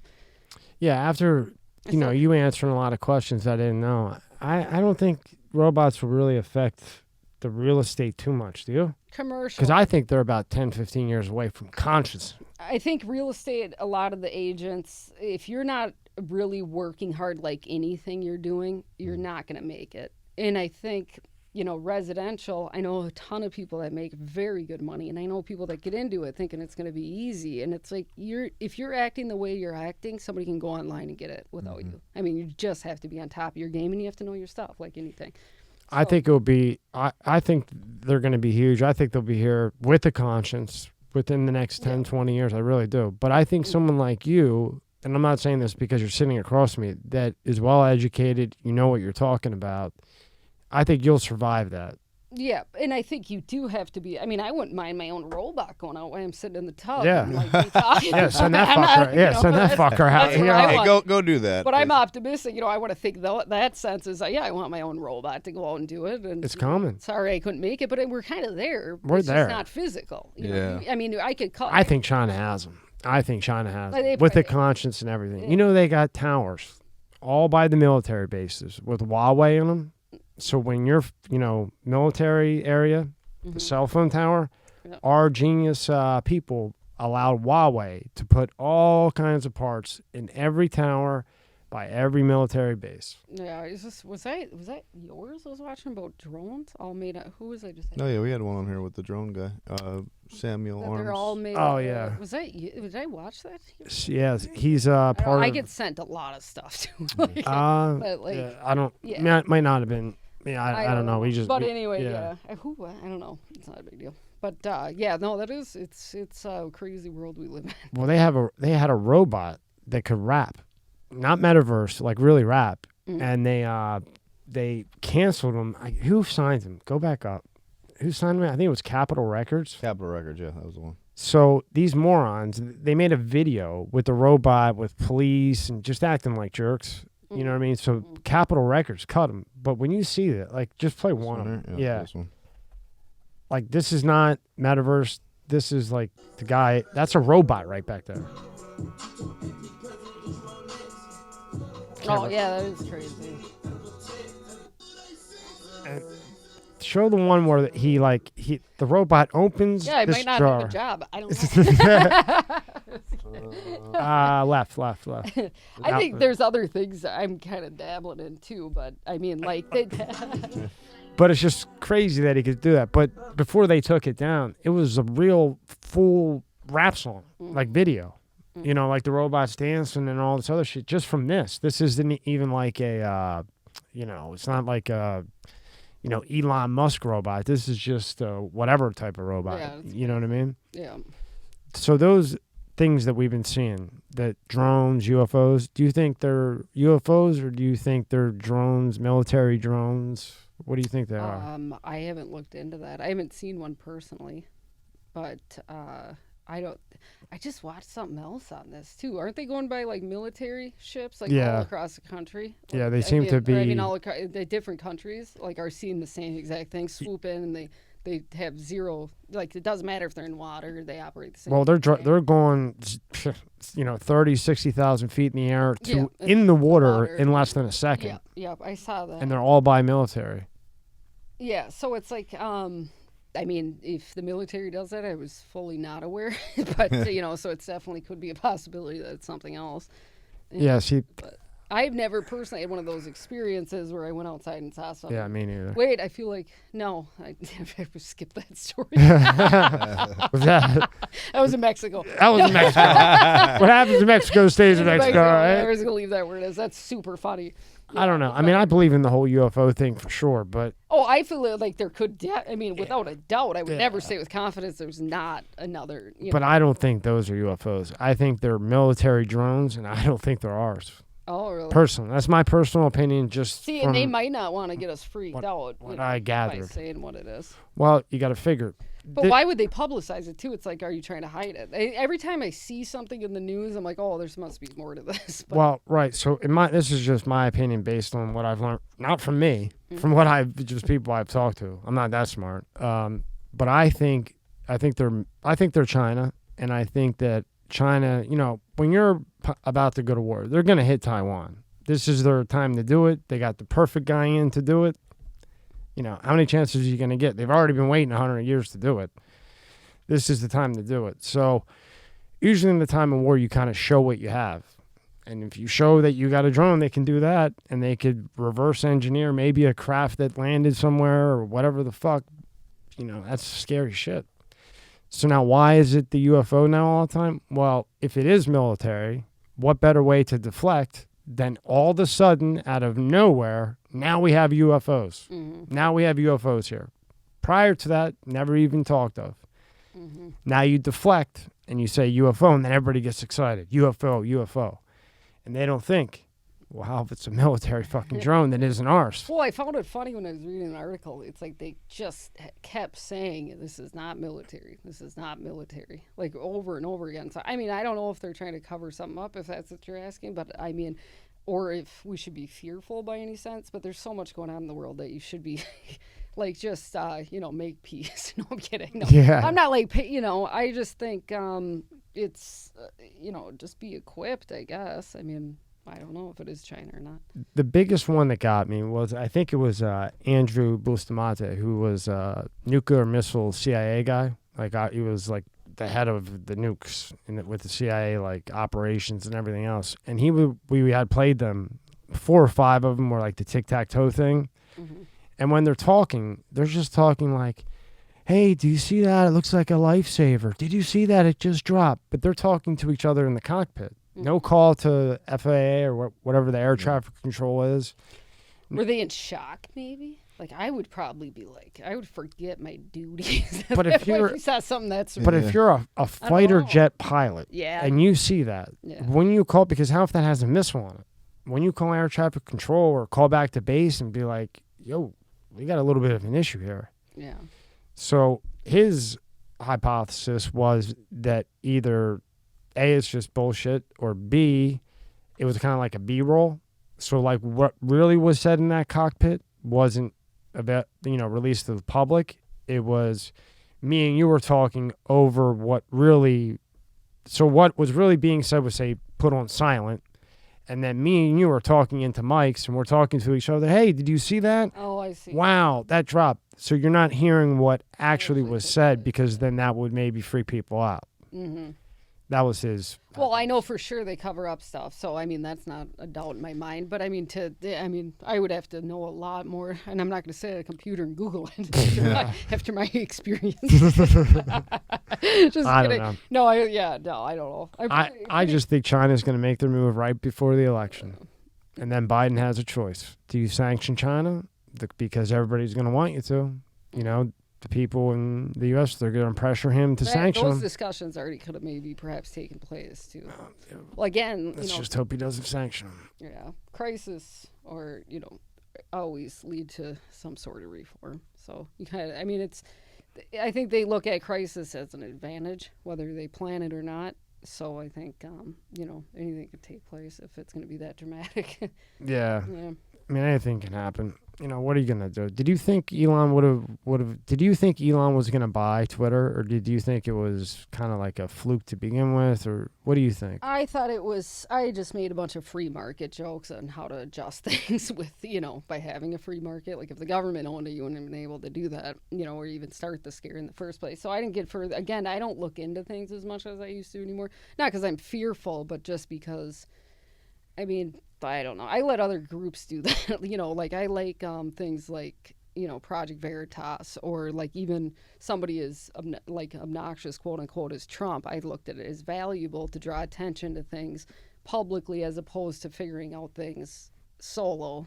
And I don't know why people don't look at his policies more. If you don't like him, like the Twitter fingers and what he says, who cares what he says? Yeah, who cares about Twitter? Look at the policies. Look how things were when he was in. Oh, no, I mean, any entrepreneur in any sense that's into innovation, anything, felt the new spirit when he got into office. I mean, after the Obama deal and things like that. And we had the worst of Romney, McCain. I was doing quite a bit at that time, a little bit, but I'm like, what is this? And then I went to, Dallas with the Koch brothers, the AFP, the great group. They were more advanced. I don't know how they're doing now, or where they're at now as far as an organization, but they were really good. But we went there and they had, before they announced, a bunch of speakers come up, and I'm like, oh, these must be who are, going to sign up to run. And I'm like, no. And I went and drank some wine.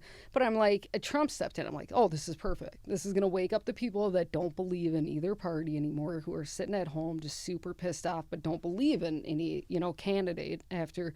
I mean, Romney and McCain they weren't good. It was terrible, in fact. It was like, what, are we trying to get them to win? Like, what is this?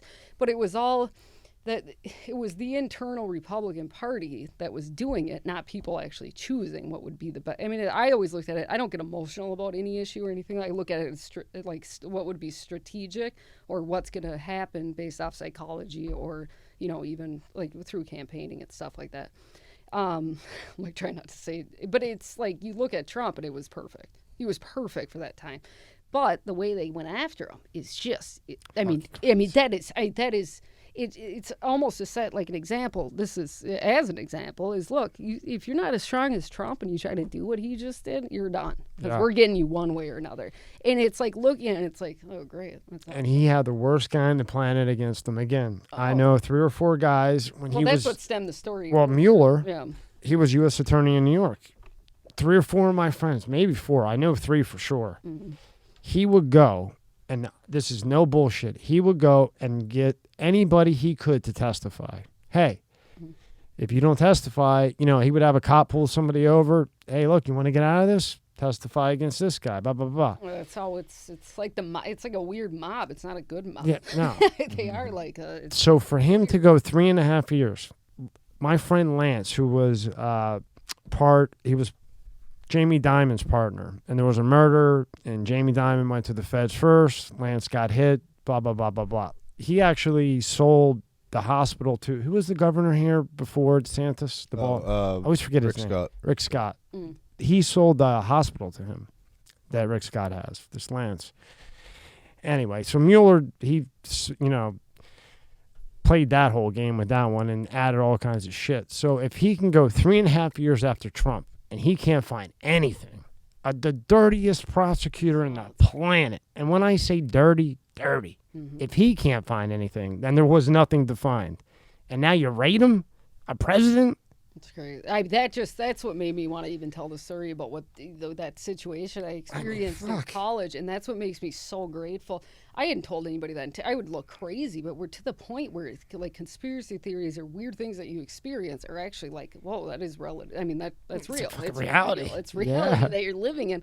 And it's like these, when they go after strong people like Trump, or you have groups like, Project Veritas, like I'm like, thank God. Yeah, Project Veritas, yeah. They're not, right. They have the ability to say, look, you guys are assholes, and this isn't going to work. And the people that look at those people like Trump or that group as like bullies or anything, it's like, no, they're quite the opposite. They're trying to show you who the real bullies are. And they're getting sabotaged for it by the, just even the general. I think more people should stand up. I think more people should get involved. And I think that if more, they say liberals are just too far gone, but even on the right, it's like, get involved then. This is your chance. And once you lose your freedoms, they're gone. So get involved. I don't care how you vote, as long as you just somehow and show up and and say what you're thinking and how you're kind of hold back your feelings a little bit, but like what you think is right, but stop getting so damn emotional and get to work. But Alana, did you see 2,000 Mules? Oh yeah, no, I've talked to over 2,400 people in Michigan within like a month, not too long ago, and I don't know how you beat them. Well, even we would go to, bars, talk to some Democrats that were in there, and, maybe they had a few, but they're like, that was bullshit what they did to Trump. And if the tide turned and the Republicans start doing that, that's unfair to everybody. That takes away, we're a constitutional republic. If you start taking the real vote away from people and doing shit like that and not caring, then you don't count. And that's not a republic. You're out. It's not. But they don't care. They just want to win. Some of them do. You get the extremities. It was actually quite amazing that, like, with voter reform, like, a majority of people with a sense of, dignity and individualism, like, if you take the vote, they had like 300,000 illegal votes just off in Michigan, right? So that knocks out a whole county, essentially, just based off the general vote in the state.